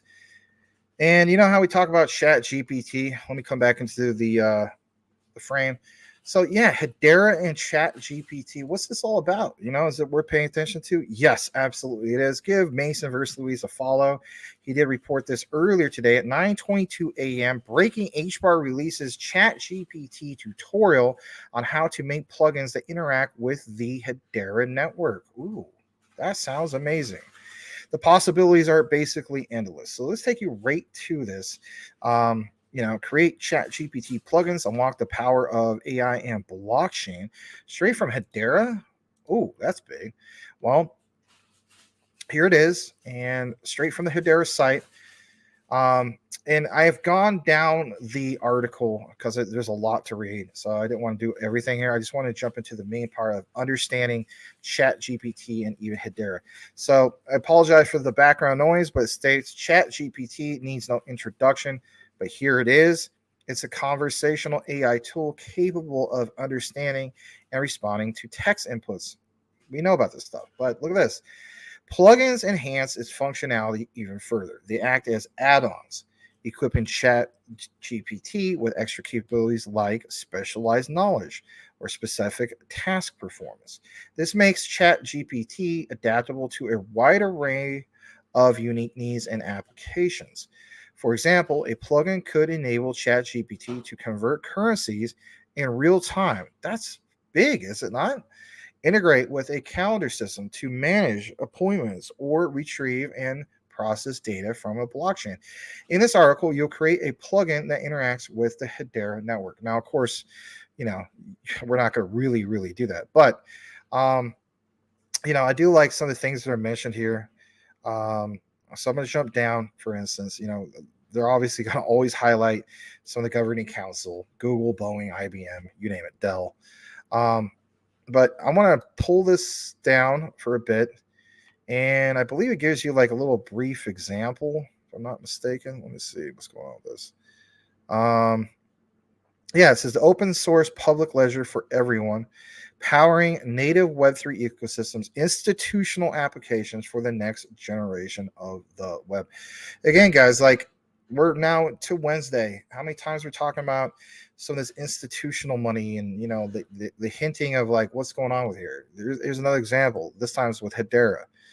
Look at this, just some of these stats. Look how this ticks up, 2,871,056 mainnet accounts created, 52,879,864 transactions in the last 24 hours. Seconds to consensus finality, 5.64. Look at that cost, almost nothing, right? I mean, like, a little bit less than, I hate to say it's a little bit less than a Jasmy token. Cost per transaction, average kilowatts per hour transaction, like this is hardly anything, right? We always call it the greens to the green. But they're going to obviously highlight the governing council, but I don't know. I think this is pretty much a big deal. I know that Mason wouldn't, introduce this if he didn't think it was a big deal, but I think it's worth paying attention to. I mean, come on, man. Hedera and Chat GPT, that's pretty big. So will we start seeing more of these plugins actually being utilized? I think we definitely will. We'll have to look out for the ones or people that did exactly what it said in the article, using a plugin to convert some of this to things related to cryptocurrency, blockchain, and so on. So how to create Chat GPT plugins, unlock the power of AI in blockchain. Pretty big deal in my opinion. All right. I think that's just about it as far as the show. We're at the 2 hour and 6 minute mark. I always said that, I should say always, but I did say recently I wanted to try to, get the shows down to about 2 hours and so on. It gives me time to do other things, especially, record content and so on. But yeah, glad to do it. And please give me a follow if you haven't done so already at DPG Maximus on crypto Twitter. If you haven't done so already, we'll read the last bit of comments. And thank you guys, of course, for joining us. We'll be back tomorrow at 9 p.m. Eastern, 6 p.m. Pacific for the Thursday show. But I'll read these last comments. And that is Boomerang Center saying H-bar to the moon, basically. All right, let's see. John Gee is still loading up on H-bar. Yeah, me too. I haven't hit my H-bar goals. I have a good, decent-sized bag. Like, even if, like, I don't know, the utility run happened tomorrow, I guess I would be more than happy with it. But, like, I need to hit my goals. I haven't hit my goals yet because I've been prioritizing other ones that are part of my top 5. Crypto God, welcome back. At DPJ Maximus, the community would love a coin ranking of the channel's portfolio. Oh, man, the coin ranking of the channel's portfolio. I don't know what you mean. What do you mean? I mean, compared to other channels, like how how our channel compares to other channels. Is that what you mean? A coin ranking? Or are you talking about like my top 10? I don't know what you mean. I'll be honest, but welcome back. Maybe I'll take a few extra minutes. I don't know. Max, don't forget to breathe. Yeah, I know. I talk a lot, don't I? All right, GF Burke. Okay, since I was 12, you have used my teeth while fishing, I'll admit. Well, I hope you don't get cancer because you know what? Cancer is no fun. It's affected both sides of my family, that's for sure. My grandparents, my grandma passed away from, terminal pancreatic cancer. When she got her diagnosis, she was, like 4 months later, that was it. My grandfather, prostate cancer. He died 4 months after my grandmother passed away. My aunt on my mom's side, stage 4 lung cancer. Even though she never smoked a single day in her life, she lived in a very highly polluted area of Manila, Philippines. And of course, my mother, stage 4 breast cancer spread in her spine. So I mean, it's just like the other day, I get a bag of candy. It's peach rings. I love peach rings, by the way. It's one of my favorite candies. Hardly ever get to eat it, but you know, my ex-girlfriend, who I'm still friends with, she gave me some, and I noticed when I opened it up, it had a funny smell. I'm like, what the heck is this? And then I look on the back, and the ingredients, it lists bioengineered whatever. So obviously I'm like, what the heck is this? And so I read on the back, it says titanium dioxide. So I decided naturally, because this is who I am, to do more research into this. So apparently here in the United States, the Food and Drug Administration considers that to be an okay thing to have, as long as you don't ingest it like 24/7 or something, supposedly. But when I look more into it, in Europe, it's completely banned. You know what I mean? Completely. State of California, and don't get me started with state of California, because I know we can go down that rabbit hole. So the state of California, Skittles, and I love Skittles, and I guess I'm gonna stop eating that too. You know, are banned because they use titanium dioxide, and that titanium dioxide brings out that white, vibrant look or whatever, supposedly. Like when you bite into it, like, does that even matter? Anyway, long story short, titanium dioxide damages DNA, and it's can lead to a carcinogen. And as we know, that carcinogens, you know, is cancer inducing and so on. There's a lot of things that obviously cause cancer, but my thing is, like, I have no idea why my mom got cancer. I don't have no idea when my grandparents got cancer. I have no idea when my aunt got it. I have no idea why some of my friends got it, but I hate it. It sucks. Like, F cancer, right? The saying goes.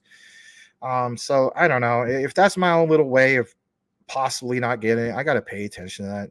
I love Skittles. It's like, that's one of my favorite candies. But if I have to give that up because they use freaking titanium dioxide, and that's basically like, you know, a potential cancer or carcinogen, you know, then I'm not gonna take it, man. You know, so yeah, I accidentally, I should say accidentally, I ate like 2 or 3 of these things. And then when I read that, I was like, for one, the smell of this kind of, it's just something kind of seemed off, like really, really artificial. I threw the whole freaking bag away.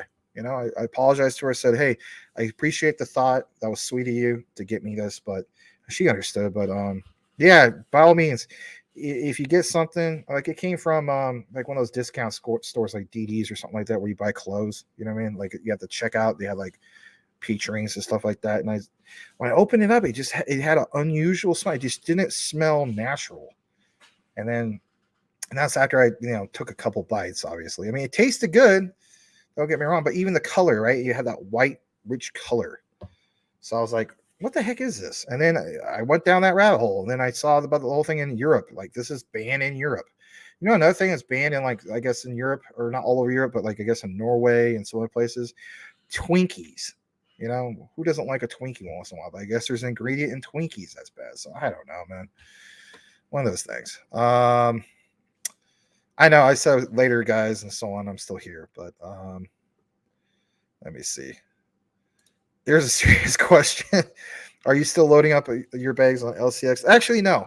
I bought a big bag of LCX. I hit my goals on my LCX. So that's probably not going to be one that, unless like LCX just tanks in price monumentally, and we have, like, you know, like another Black Swan event. I hit my goals. I hit my goals on LCX. I'm more than good on my LCX. So there's some cryptos I let you guys know that I have. It kind of slips out, but just know I'm good on my LCX, and I'm more than glad. How about this? Okay, since I was 12 years old, I used my teeth. Okay, I did read that. Okay, here's the clarification. Where you rank your bags from best to worst. All right, some bonus coverage. What the heck? Might as well just do it for you guys. I mean, you guys are more than welcome to go who have to go. And if you want to stay for this, you can stay for it. But yeah. Yeah, I like those too, Cool Cat, you know, M&M, especially the peanut flavor ones. The peanut butter ones are all right. Thanks, Crypto God. Appreciate that. We'll get into this in a bit. I'm just gonna get into this. What's considered a big bag? Depends on the project. So you know what?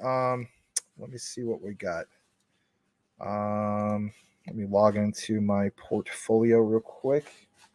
I'm not gonna share everything because, I mean, you know, I don't want to be like some of the stuff I already like disclosed, but I don't want to disclose all of it because I think Brian Dowie is right. It shouldn't be like a pissing contest. I don't want people to think that. Now, at the end of the day, it's not financial advice anyway.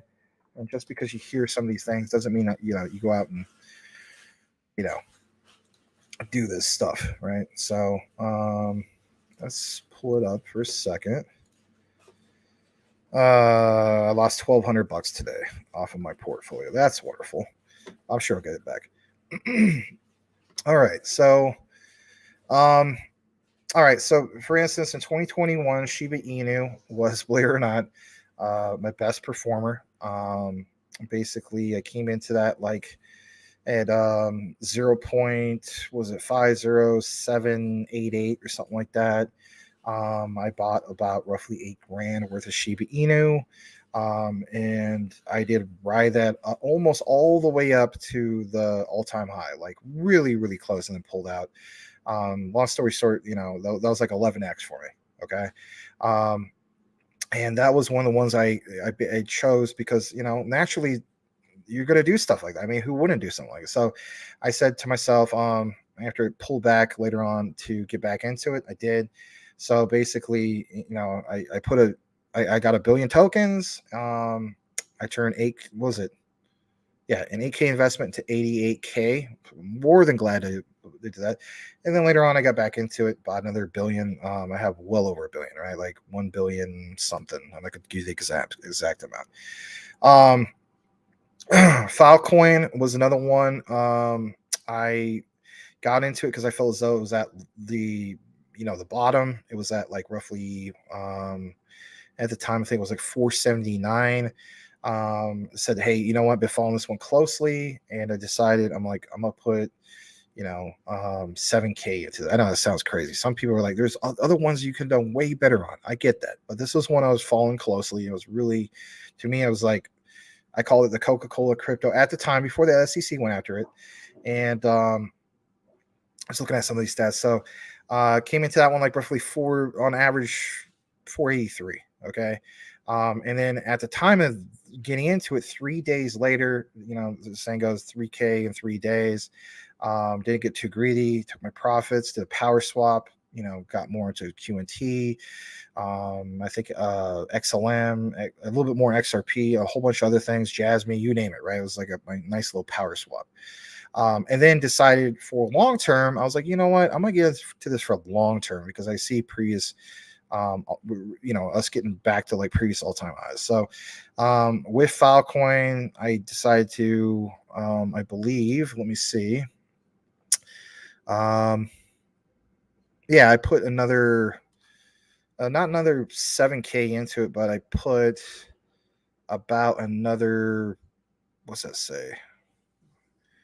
About $6,600 into it. Okay, so I got back into it. I'm gonna tell you the exact amount, and please don't consider this financial advice. So, but you know, I got a pretty decent sized bag on that.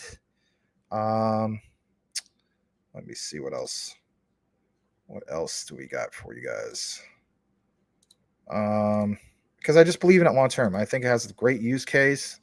Even with the whole SEC. I mean, SEC could go after anybody, really. They could go after literally every single blockchain project out there, except for, you know, BTC. All right, so Jasmy, you guys know, I report that on crypto Twitter. I got basically over 1 million of those. You know, it's like I don't know, 1,009,000 or something. Up until recently, I was in the profit, so I'm actually $11.38 in the hole on that one. But I see it rebound. I'm not sweating that one.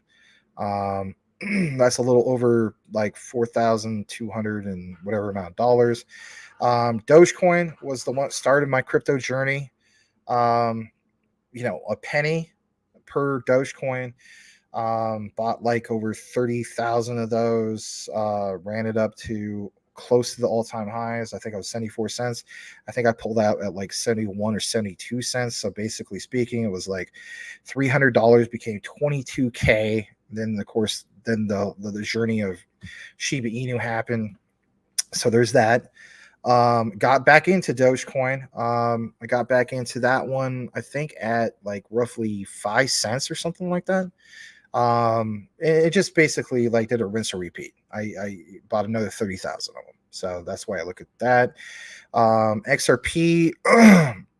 Like I get an exact amount. Some of these ones I'm not getting an exact amount because the way I look at it is like it is a little bit of pissing contest. So just know this: I'm more than satisfied with my XRP. I think I disclosed in the past how much Luna Classic I have, so I'm not hiding anything on that one. I basically I'm way down on that one. Like I'm at a 2,900 loss, 68% down. I do own about 15.5 million Luna Classic. You could add up what that was, but basically it was like a $4,400 investment. I am at a 68% loss on that.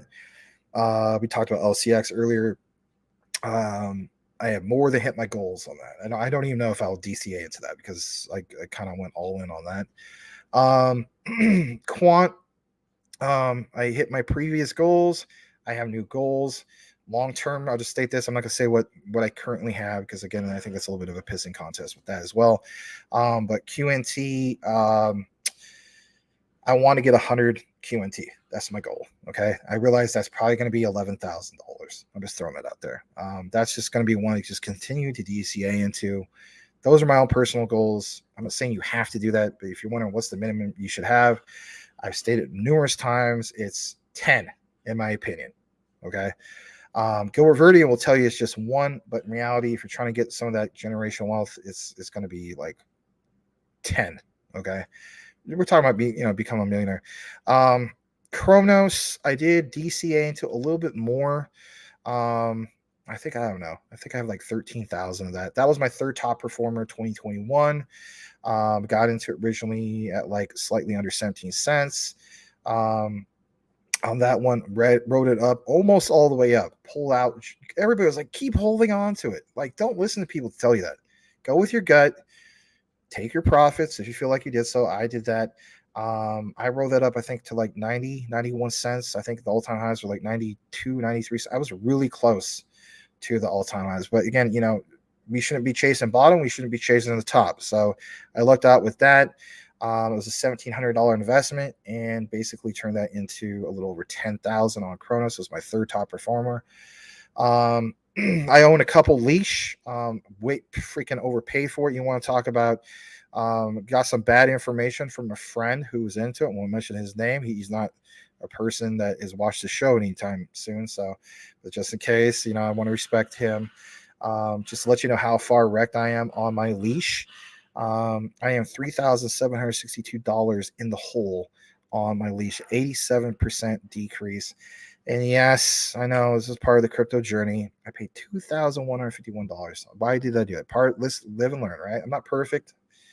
I did that. That was, again, towards the beginning of my crypto journey. Alliance Block Nexera. I won't tell the exact amount I have on that because I don't want to be a pissing contest. On that one, I'm almost at my goals. I think I might DCA into that one more time. But I'm almost at my goals on that. I won't tell you the exact amount. Some of these are well, some of them won't. It's just the way I look. I just don't want people to just don't do anything crazy, okay? The GRT, which is called the Graph. This is one of the ones that's recommended from Investor Place. On this particular one, I did buy bottom on this one. So I came in originally at 6 cents. I DCA'd into it again, and I'm at an average of 8 or slightly under 8 cents. I think that's a great one. I doubled my position recently. That one's sitting at roughly 10 cents. I might buy more at this price level. I'll just be honest. So yeah, I doubled my position on that one. I won't tell you exactly what that is, but that's from Investor Place. I look at the Graph as being the Google, if you will, of crypto. Is from a as far as being like from an indexing perspective. All right, XLM, Stiller's XLM. You guys know that a few months back I doubled my position on that. I still not at my goals for XLM. I know that sounds crazy. I still am not like. I was at my previous goals, but I had new goals for it. So I'm not at my goals for that. I know. I'm just not. But I will be. Hedera H-bar, very, very close to my goals my new goals, I should say, on that one. And on that one, I'm kind of in the hole a little bit, 31% down. Paid a little bit too much for it, right? Roughly around the 0.067 range. It's now at 0.047, but I'm not beating myself up over that. That's a long-term play. All right, Algorand. I first got into that, I think, at like 25 cents. I have an average price of about 21 cents because of the power of the DCA. It's currently at slightly under 12 cents. Like I reported before, I tripled my position on that one during the time that I hit my Jasmy goals of over 1 million Jasmy. I was so glad I did so because, Algorand was roughly at the 10-cent mark. I mean, it's just like a no-brainer. You know what I mean? Like, if I originally paid 25 cents for something I really believe in, and it's at 10 cents, it's like, am I just going to allow the research to just go out the window? No. I'm going to take advantage of that. And I did. So I tripled my position on Algo. Was glad to do so on that. Currently about 42% down on that one, unfortunately. But am I sweating it? No. Am I holding Algorand for that long-term utility run play? Absolutely. All right. You want to hear about one I got really destroyed on? I'll tell you this real quick. So on this one, it is Cardano. And no, I have not DCA'd more into Cardano, but it is tempting, okay, to justify it. But I just don't know. I'm just like, I just really don't know. So this sounds horrible. This again was bad financial advice from a friend, telling me, hey man, you got to get into Cardano. It's going to go the other way, blah, blah, blah. I don't hold it against them. This is, again, at the beginning of my crypto journey. So basically speaking, where was it? I put, I thought it was $4,000. Actually, it's 3,400. So I put 3,400 into Cardano. You guys, I don't know. Maybe I lose some people. They're like, I'll never listen to Maximus again. This is part of the crypto journey. So, yeah, I bought on an average of 283. Right? Again, like, why would I buy towards the top? That's stupid. Absolutely. So I did, and that as a result, I don't know. I mean, I did staking and stuff like that, but I'm still satisfied with the bag I have, right? But I don't know if I get back in, DCA more to even at 27 cents. I think there's other blockchain projects. There's just better opportunities, but I do own a pretty decent sized bag of Cardano. But I'm wrecked on that. Absolutely wrecked on it, down a little over $3,000, and on the percentage, that's about a 91% loss. That it kind of, like, when you see it, it reminds you of like getting wrecked like on a meme coin, and that's what, like, just, I'm like, I don't think I want to jump more into this. Like, it will, if we keep holding on to this, yes, I will still recover. But the sad thing is, it would have been so much nicer if I would have been able to take like 3,400 and buy it, obviously, at 27 cents. And then I would have had a lot more significant gains. This is one that still bugs me because every now and then, whether it's BitBoy Crypto or somebody else, they're going to come out with some amazing video about use case of Cardano and how it's going to be this great quality standalone project that is, gonna rival ETH long term. I get it, right? But I don't know. If I'm gonna really throw, let's just say another grand, right?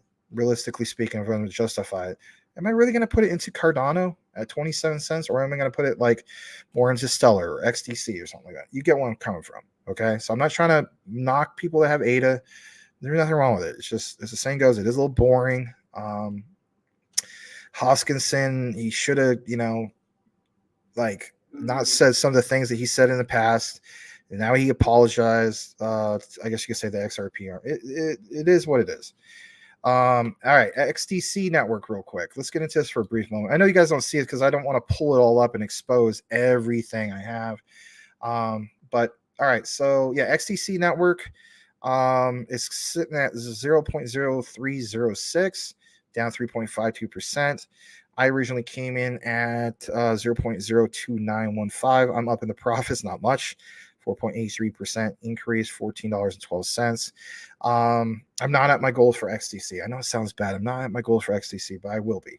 All right. So, but even if like the utility run was to happen tomorrow, I think I'd be okay. I wouldn't sweat too much. I do not obviously have anything near that Salamander has, XDC Commander. No, I do not own 1 million XDC tokens, but you better believe I totally believe in XDC, and it's one of those. I don't know if it's one of those I marry, but almost borderline. You know what I mean? So I definitely recognize that they're gonna be huge in trade sector.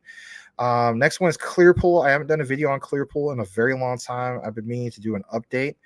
God, how many times did I DCA into Clearpool? My God. All right, 1, 2. Let me see. 1, 2, 3, 4. I guess 5, 6 times. Yeah. So with Clearpool, let me go back for a second. You guys probably don't even know about Clearpool. Some of you guys do. Some of you guys don't. It's the decentral. It's how should I say? It's the tokenization of DeFi lending. Okay. Sometimes you see guys who cover like QNT and some of these other projects. They'll tag Clearpool. Clearpool. It may not seem like for a lot of people like you don't want to get into because it's hovering around the 2 to 3 cent range for the longest time. I do feel as though at the height of this next bull run, it's a pretty darn decent project to get into. You do have a lot of that institutional money coming in. You have a lot of venture panels, or I call them venture panels because I've been exposed to venture panels. So you have a lot of VCs, as the saying goes, who need to raise money. Clearpool is a platform for them to raise capital, plain as day. I still think it's a really good project. I think it's very underrated. Not enough people talk about it. I used to talk about it a lot. But anyway, just to give you a heads up on that one. Where are we at on that one? Oh, God, where are we at on that one? Why did I lose my place on this one? That sucks. Yeah, I guess I'll pull that up again. Sorry about that. All right, yeah, that one, I'm at an 81% loss. And the whole about roughly 1,200 or something. But I mean, it's because when I originally got into it, I mean, it was just, like, I don't know. I think the first time I DCA'd into it was like 60 something cents. But with all the DCA into it, like my average buy price is 12 cents. But currently speaking, it's worth, a little over 2 cents. All right. What are some of these other ones we're talking about? Hold on a second. Oh, I know what order I was doing this. Okay, I see what you're saying. All right, so we talked about some Clearpool. Let me get to a few bit more. BSV, shout out to Cool Cat Crypto. A lot of you guys hold a lot more than I do in regards to this, but technically, I guess I'm not at my minimum of what I want on this. But I'm in the profits. I'm up $53.37, up 23%. I'm not complaining about that. And then on my average from the DCing, I'm at $30 even, and currently it's at $36.89. So I'm not complaining on that. I wouldn't mind DCing more into it. Casper, let's see how I'm doing. Casper, I did reach my goals on Casper, but I wouldn't mind just rounding off and getting a little bit more of that. But I'm down $33 on that, 10% loss. Polygon Matic, I am absolutely wrecked on that because of the time I came into it. I'm down about $474 on it, 72% loss. Do not take this the wrong way. My entry position sucks. Okay. It's now sitting at 61 cents. That's a great price for Matic, by the way. I way overpaid for it. You don't even want to know what I overpaid for. I guess I'll just throw it out there since I did with ADA. That was another one that my buddy was just like at the time, like telling me, oh, you got to buy some of this. So yeah, my average is 219. Like overpaid the living hell out of that. IOTA, when I recently got into, I came in at an average buy of about 15 cents. Is up to about almost 18 cents, up about $24.45. 16% increase, and I am at my goal for IOTA. So if I never DCA'd into IOTA again, I'm okay with that.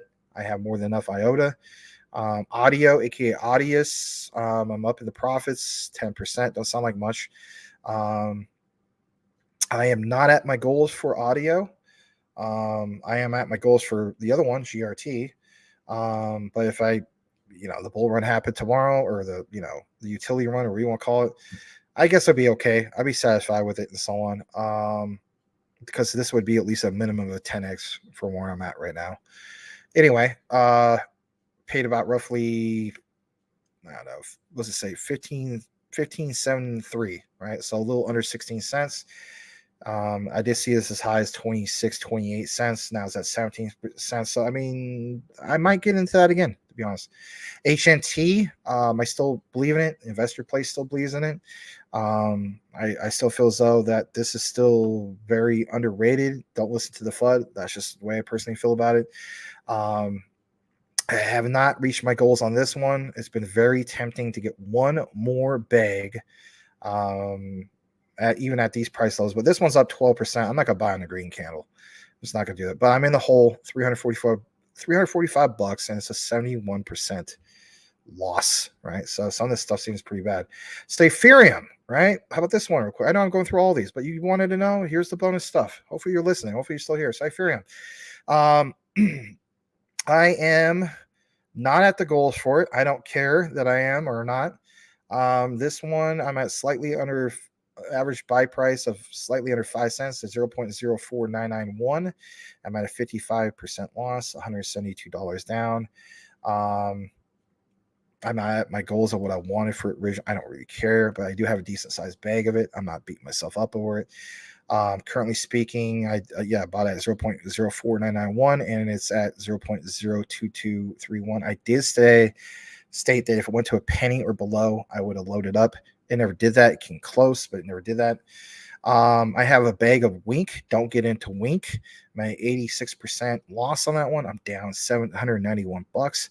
I own a hell of a lot of Wink. Okay, I just want to throw that out there. It's called Wink Link, the Win token with casinos. They haven't done a lot, but it's a project that's on Tron. I know. So I guess that one is literally something I hodl forever. I don't know. But as soon as I get profits into that again, if it ever happens, I'm out. I don't give a crap what person says, oh, they got this contract with I don't know, the MGM Grand or something like that. I don't even care. I don't even want to hear about it anymore. I'm done with that. I will be done with that. All right, how about this? You're not gonna believe it. Shiba Doge. All right, so with Shiba Doge, at one point I was up at like over $2,000 in profit. I'm down 61% on that one.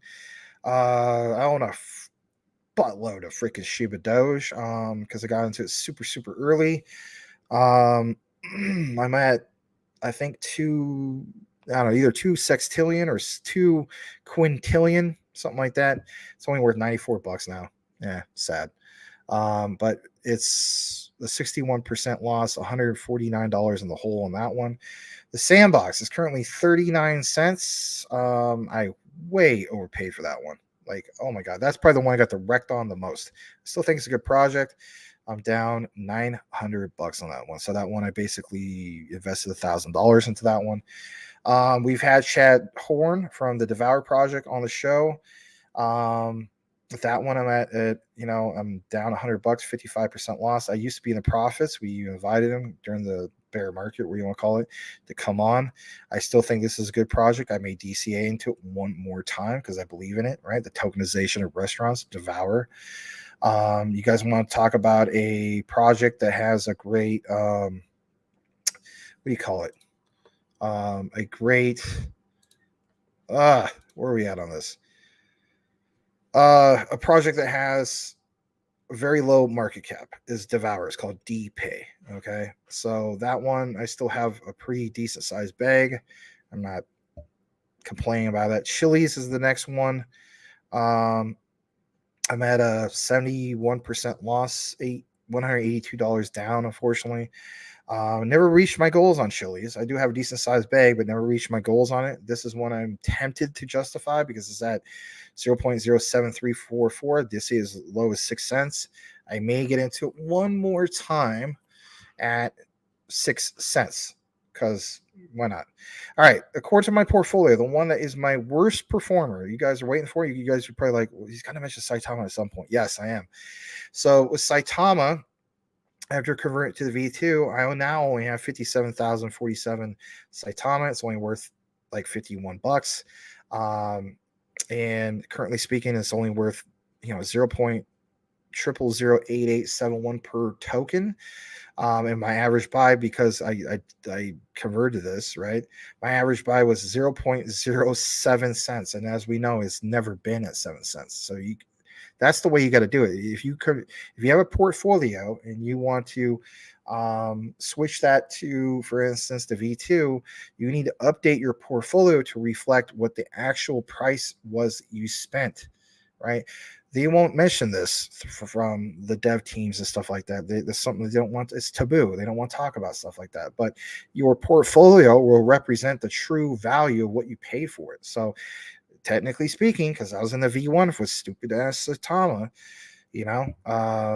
technically speaking, I paid almost 7 cents per Saitama. Unbelievable. Are we ever going to see Saitama at 7 cents? Probably not, right? Probably not. So I put in I put in over 4K into stupid Saitama. Again, part of my journey, Shiba Inu. Oh my God, this is going to be the next one. I had a gut feeling, just stick with my gut to avoid this darn Saitama. I said to myself, oh, this is just another one trying to become Shiba Inu. Should never got into it. I did. Should have took my profits just like a lot of the people did before the darn Vegas event. Didn't do that. So just shout out to that one guy, burned by Saitama, who always wears the Volt avatar. Yeah, I'm too was burned by Saitama, but it's part of the crypto journey. So that's over a $4,000 loss, 98.73% loss. My worst performer of everything in my 47 crypto portfolio bag. All right, a little bit more. Zilliqa, currently sitting at 0.01926 on this one.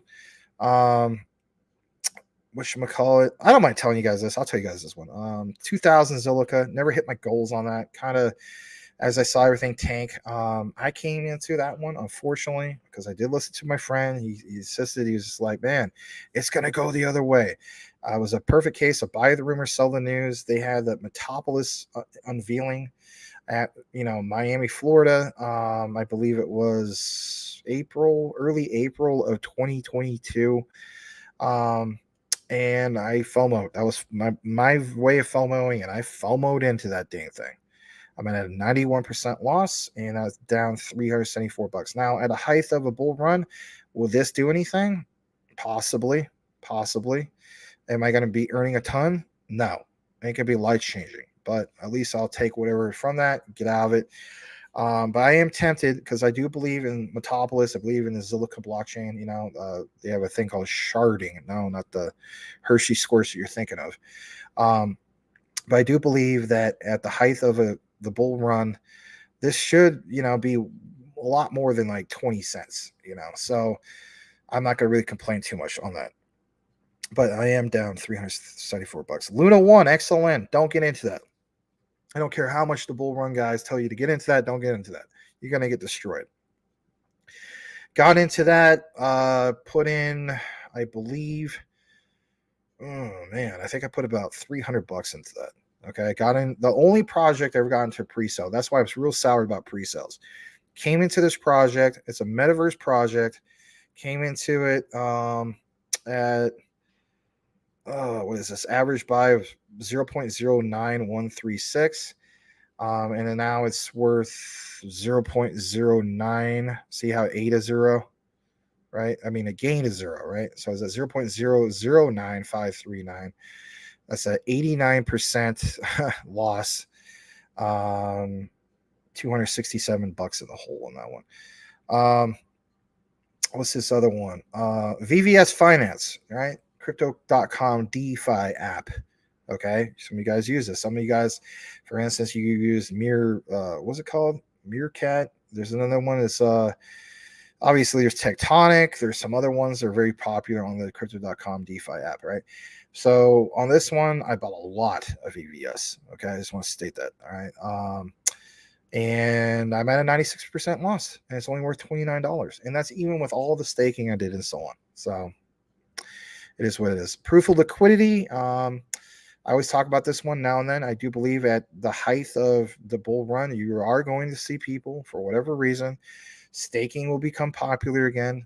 They'll take their profits, and what they typically do, they stake their moon bag, right? So some people have moonbags. They're going to stake them. KuCoin should still be a popular platform for doing so. Proof of liquidity token, which is strictly a utility token. All right. Went as much as I think as 65 cents or something like that. Okay. For myself, I'm not at the goals I want. I'm most close to it. On average, because I think I DCA'd into it more than once, I'm at roughly 0.07733. I think Elon Musk got into this at roughly a little over or under 2 cents, or so on. Currently speaking, is at 0.01029. It dipped down to 0.008 a couple times. And then if it does it again, I think I'm just gonna go bat crazy on it and buy like 100,000. That's just me. I'm not saying that you do that, but what are my reasons for doing this? So my reason for doing that is at those prices, I'm looking at anywhere from a 65 to 100x. Okay, so I mean, obviously, if Bitcoin goes to over 100,000 or some of these other prices you guys have stated, that's easily like 100x for real, right? So even at previous all-time highs, that would be a 65x. I'm not complaining about a 65x. I'm liking 100x, obviously a lot more. So, but yeah, currently speaking, yeah, it's $145 loss. I'm not sweating all this stuff because the way I look at it is holding all this stuff from a bear market going into the next boom cycle. All right, believe it or not, a meme token, Robo Inu Finance, RBIF. Remember Miss V, whatever her name is? She used to be part of Saitama. On this one, I didn't go too crazy. Before I joined up with Larry here at CTN, I did do like 2 or 3 videos on Robo Inu Finance over at Maximus Crypto. I reviewed it. Have a lot of Robo Inu Finance, but I didn't throw a terrible amount into it. But I'm at a 77% loss, and it's only worth $20 right now. Evergrow. Don't let any influencer or content creator tell you to gamble on this. It's just not worth it. I did, and it was, I guess you could say, my version of a degen play, my version of a meme token, if you will. I think, this is on the Binance Smart Chain. So I threw $350 at it. Okay. I have a lot of it. And yeah, it's only worth $13.65. 96% loss. All right, Half Pizza is another one I have. Do not get into that. I have a decent amount of that. It's pumped up 24% for the day, but I'm at 97% loss. I'm telling you flat out, those devs, they're shady. It's a pump and dump. I don't care what anybody says. Piccolo Inu, I have on Ishmart. I have a lot of it. It's only worth $11. I put in $400 on that garbage. Right, but I did buy on Ishmart, aka Bitmart. On the chart, it's going to say it's pumping up parabolic, 205% up. No, it's not. They're moving liquidity around to go to, I guess, maybe a V3 now, something like that. Come on, garbage. But let's face it, the height of the next bull run, I probably will be able, I don't know about probably, but possibly be able to take maybe break even or slightly under. I don't know, but I'm never going to let anybody convince me to get into that again. No way. UFO Gaming is another one I have.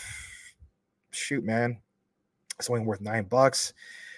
200 and God, what is that? 200 cent, $265 loss.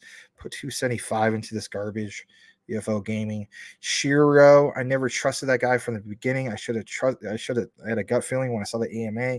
I said to myself, there's something about this guy I just don't trust, but I went with I listened to some other friends, and yeah.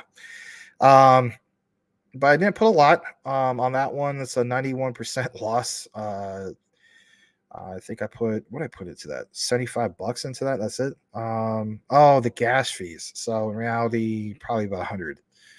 It's worth $7.47. Wow, whoop-de-doo. All right, Ape NFT, something you never heard of. This is a reward token for holding BTT, which is BitTorrent token, and also Wink. I have a lot of this. It doesn't even matter because I never invested into it. I probably have more than what's in my portfolio. I forgot about that. Shinja V2. Are you kidding me? I originally had I think maybe quadrillions or a quintillion of this crap. At one point, I think I was at like $2,000 profit. I did take profits originally, and guess what I did? I got back into it, unfortunately, and that was, of course, at the beginning of 2022, right? And then when I got back into it, did the V2, like a lot of you guys, 99.42% down, $819 loss, and it's worth $4.73. Unbelievable. Terra Luna 2.0, it's the airdrop. I won't talk about that. Klekai, still own a whole bunch of that, down about $200. I have a whole bunch of Klekai. I don't even want to tell you how much I have. So we're $2.66. Again, guys, perfect examples. Don't chase after stupid meme tokens. Okay, think about how many meme tokens I would have had to get to like, you know, a PayPay. But, you know, some of you guys do good on that. So, you know, I don't want you guys to take offense.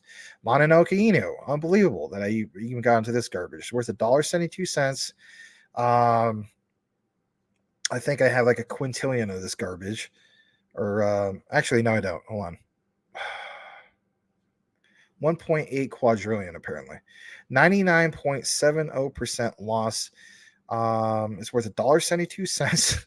And it, you know, it's a $573 loss. My God, I can't believe I put that much money into that crap. I could have put that towards XDC or XRP or XLM or QNT or whatever, right? Helsing Inu, another garbage meme token, worth 7 cents. I guess I didn't put a lot into that, just gas fees. So I wouldn't really, I guess I don't know. It says for some reason a negative 276 loss. I don't know. I have to figure out how much gas fees are put in. DOGE Earth, don't get into that either. It's garbage. It's worth 2 cents. I have a lot of it. Didn't have a chance to migrate to the V2. Oh well. A loss of $40 plus gas fees.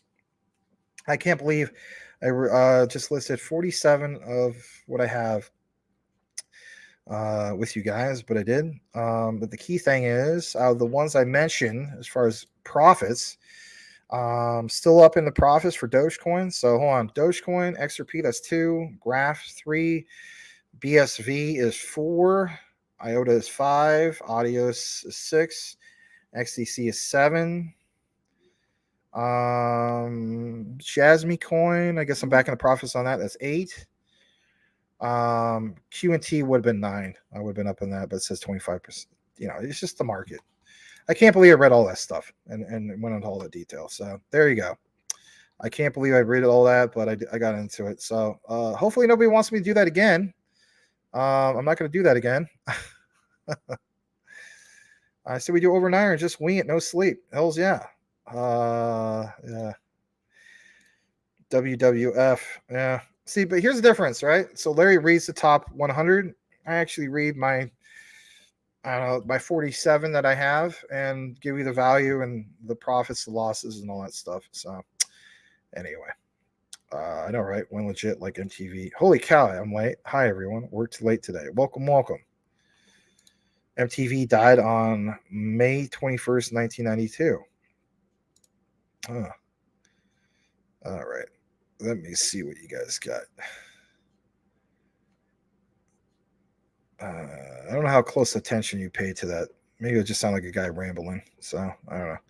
All right. Never had a goal for XLM, but have more than I ever planned to accumulate. I guess that's one way. That's probably the way I should look at it. I probably should look at it the way you look at it, right? Or that statement. That's a good statement. Dave D says, I'm probably down a few thousand because I hit good one last bull run. Kev Clean says, what's up, y'all? What up, what up? Rich Collins, I love you keeping it real. We all have been there. Yeah, thanks, man. Appreciate that, Rich. Consider change your avatar. Something speaks more about who you are and what you're about. Buying ADA at 2.23. Mind blown. Yeah, it's just, listen to, you know, people say not financial. It was my friend. And at the time, I was just like, you know, he was bragging about all the, you got to keep in mind, this is the guy who was telling me about Dogecoin at a penny and how he came into Dogecoin at 0.005 in the summer of 2020 and how he basically he's like a millionaire, you know? So like, I'm thinking, I don't know, man. It doesn't make sense to like pay that high for something. Like, it's probably gonna go oh no, it's not. Oh, Hoskinson, blah blah blah. I got this going on. I'm telling you, it's gonna go the. He didn't know what he was talking about. He basically got lucky and gave me a bunch of bad advice. And after that happened, I said, I'm not gonna listen to anybody. I'm gonna do my own proper research and never look back. Anyway, I know, bad. It's part of the journey, my friend. Early part of the journey. I would never do that again, of course. You sold SHIB 2 months before last bull parabolic run. Nice. Well, maybe not nice. Maybe you should have held. I don't know. 3 million could have, should have. Yeah, it hurts. Okay, so yeah, that's where it hurts. But H bar at under 5 cents is more appealing. Okay. Yeah, I told my buddy that Algo weekly RSI was at the bottom. He went in at 30K. Your brother wanted to kill you? Oh boy. Yeah. Take profits, but always leave a moon bag. Yeah, that's a great way we're looking at it. Stargazer says, hang in there. Is all we can do. There's still hope. But Dave D, Banana Task Force Ape was your biggest loss. Thanks, Sway. Yeah, there's what's his name who had dinner with the guy from there. I'm sure Mr. Crypto Smith and Tim Shea could probably tell you about that. Anyway. But he's always right, isn't he? Anyway. No, I'm not going to. Larry doesn't like me going after other people, so I'm not going to do it. All right, Edward Vincent, I have 65K Saitama. So you got more than me. You got more than I got. I got like 57K. It's a great project. I mean, it's on my list of the ones of about 5 that I'm into. So it's DAG, Energy Web Token, Casper. I believe there's like 2 others. DD, we're all in the same boat from the last bull market, but now we have a lot more experience and ready for the next one. It's the price of crypto education. It is. Quantillion. Yeah, I wish I had a quantillion tokens of quant, but that would obviously be more than what's even there. So that wouldn't even make sense. I never got into that, man. I never got into cult. Like, what's his name? Was it Nelly there? It's bad juju. Definitely bad juju. You know, it's just like, I don't like the imagery. My thing is, I mean, I'm not the greatest of Christians. I mean, I try to be a good Christian, but, you know, I'm a sinner like anybody else. And I don't like the imagery. And if that's going to ruin God's blessing on me, then I don't want no part of it. It could very well do great. It might be like greatest thing since sliced bread, but I just personally think that there's a lot of the projects to get into that are a lot better personally. I mean, like if I'm gonna put it, like, I'm just throwing this out there, I'm gonna put it like $1,000 into Colt DAO, and I could put like $1,000 into XLM or XDC or, you know, some of these other ones. Get the point I'm making. Or H bar. How about H bar? Nikki B says, you know, they got 400K and Saitama stuck in that boat. Yeah, a lot of people are stuck in that boat. And it's like, you know, going from V1 to V2, nobody wants to talk about what the average cost of what you originally put in. It's a can that they kick down the road, but your portfolio doesn't lie because numbers don't lie. You know, my average buy price per Saitama token, 9 cents. Will it ever go to 9 cents? I doubt it. You know, even if it goes to V3, is it going to go to 9 cents? I don't think so. I don't think it's going to go to 9 cents. You know, I mean, and, you know, don't get me wrong. There's going to, you know, if you're the person, I'm not saying that, you know, you are Nikki or anybody else, but like, I think at some point somebody's going to watch the show and they're going to be like, what are these guys talking about? You know, I came into Saitama, keep in mind, during the V2, and I think it's a great project. Well, hey, shout out to those people who came into Saitama, I guess you could say, during a V2. And they're obviously doing things. They're still around. I mean, I know Rodney is pointing that out, or not Rodney. I guess Rodney, also Jay Gagan, right? They're still around. Okay, I give credit on that. But so many people got wrecked because, you know what? The improper management of, you know, snorting coke up your nose and stuff like that. Mr. Whatever the heck his name is. Almost said Rich. You know what I'm talking about. Russ the Saitama. It's just ridiculous. Max is part of the Harlem Diplomats dipset Satana. Hey, what the heck? You know, you want to hear some you can hear some of my neighbors, man. My neighbors do that. All right. Because, I mean, it's predominantly like, you know, Mexican neighborhood, you know, and all you hear is sometimes when there's like Cinco de Mayo, all you hear is, hi, hi, hi, hi, like till the wee hours of the morning. But it's all right. I don't complain. I'm not. Is Boomer F and Sooner say I'm not the Karen that complains and calls the cops because these guys are up late. I'm just like, whatever, you know, they don't party all the time. I mean, they got, you know, somebody's birthday. All right, so imagine buying QNT at $1. You're here now with Casper. Oh, that's a nice way of looking at it. Saitama turned 2K into $35 for me, man. Yeah, you know what I'm talking about, man. I mean, like me, like $4,000 is worth it, you know, like not even $50. Stupid. GF Burke, a little tempting me to buy that Casper. I mean, I think it's a solid project personally. All right. We reached the bottom. People have rejoined. They probably wondering, where's this Maximus going to go with this? I'll tell you where I'm going to go. I'm going to take a break because I need to take a break from crypto. I need to take a break from this day. I got other stuff I still got to work on. And I don't know. I just need to focus on some other things other than crypto right now. So you may want to do the same. I'll read this. GF Burke, have watched some of Crypto John's vids on it. Crypto John's awesome. He's a great guy. You know what I mean? I would love to have him on the live show at some point if he wanted to do that, but I don't know. Maybe he has comfort zone. Give Crypto John a follow. That guy is cool. I like that guy. For real. I think he's a one heck of a nice guy. And he's very knowledgeable. You could tell he is. And yeah, man. Go give him a follow, man. Crypto John. Edward Vincent, Max, will you please give us your best Mexican grito? Mexican yell like, oh God, man, my dad is gonna get pissed because he's gonna get woken up because I think he fell asleep at the table. Hold on a second.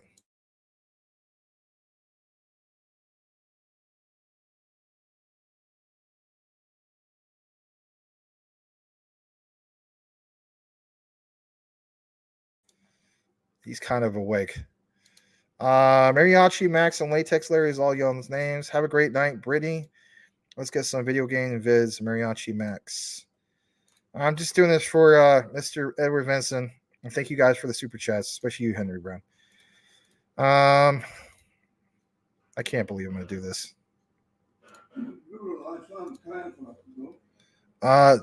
Yeah, Dad, this guy, his name is Squidward. That's what they call him because he's the best. He's the top guy in the whole USA, you know what thing. And he wants me to do a you want him to go to jail? I think he just woke up from your dream. All right, this is for you, Mr. Edward. That's what they do out here. All right, there you have it. There you go. That's it. I don't do that, but I just did. Do you do TNA? No, I don't. The only TNA I do doesn't involve that kind of TNA. Yes, I can't believe I did that. Yeah. I don't mean to brag. I don't mean to boast, but Mr. Squidward knows how to rock them sales better than you putting butter on your breakfast toast. So rock it out, Mr. Learn and Evolve. Mr. Henry Brown, to the boogie, to the bang, bang, the boogie. I'm going to read this. Last comment. Yeah, just go see why. And what else we got? Oh, well, I know. That was just what the heck, right? That is it. That is the show. I'll take off the banners. I'm not going to show anywhere. Follow me at DPG Maximus. You guys may possibly finally get a Jasmy video, but it's going to be a busy night. So I will do it for I'll do it for one quant. How about that? Hook me up with one QNT, and I'll do it for 2 minutes straight. I'll wait for your answer. No, nothing. It's not worth it, man. Don't do that. Save your QNT. Okay, save it. I don't want to do it again. I'm sorry. I'm not trying to be a poor sport. I really don't want to do it again because like if you ever watched Crypto Talk Now in the early days, back when I didn't have a hat and everybody saw my bald mug, it's like Larry would poke me back when we used to do the Max and Larry show for real. On the other one, he'd be like, Oh, Max, like I'm a monkey. Max, do the impersonation, Max. Do it. Dang it, Larry. I don't want to do it right now. Do it, Max. Do it. They want to hear the Scarface, Al Capone or Tony Montana. Do it, Max. Oh, stop it, Larry. I don't want to do it right now. All right, Max. Well, then do the Mr. Burns. Oh, you mean like the Ronald Reagan? Yeah, do that. Do it, Max. Do it. Stop, Larry. I don't want to do that right now either. So, yeah. All right. Address, please. What do you mean address?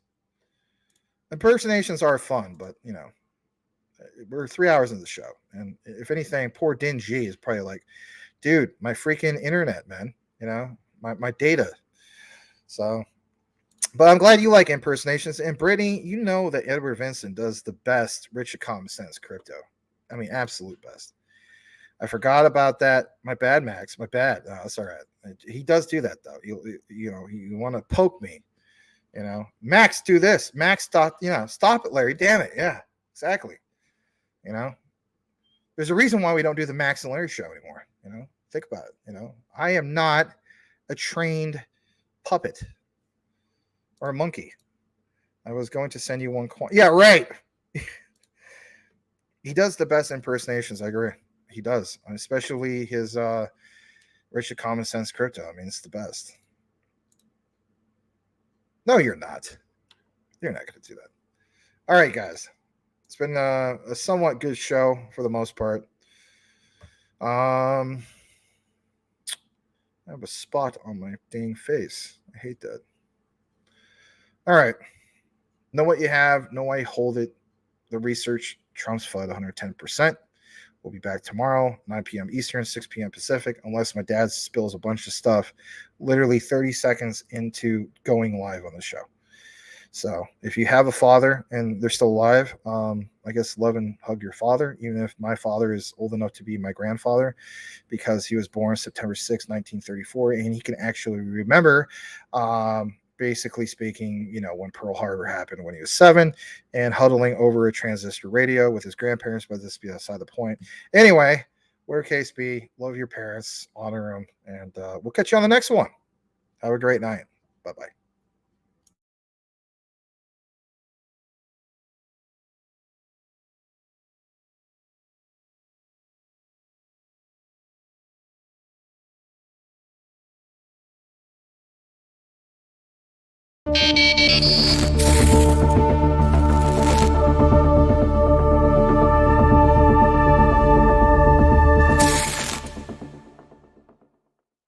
Singing this song, I see I was wrong. To chain you down, I was the clown. I'm singing this song, I see I was wrong. To chain you down, I was the clown. I know now what you all about.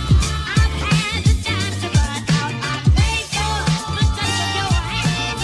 Your love is so grand, oh baby.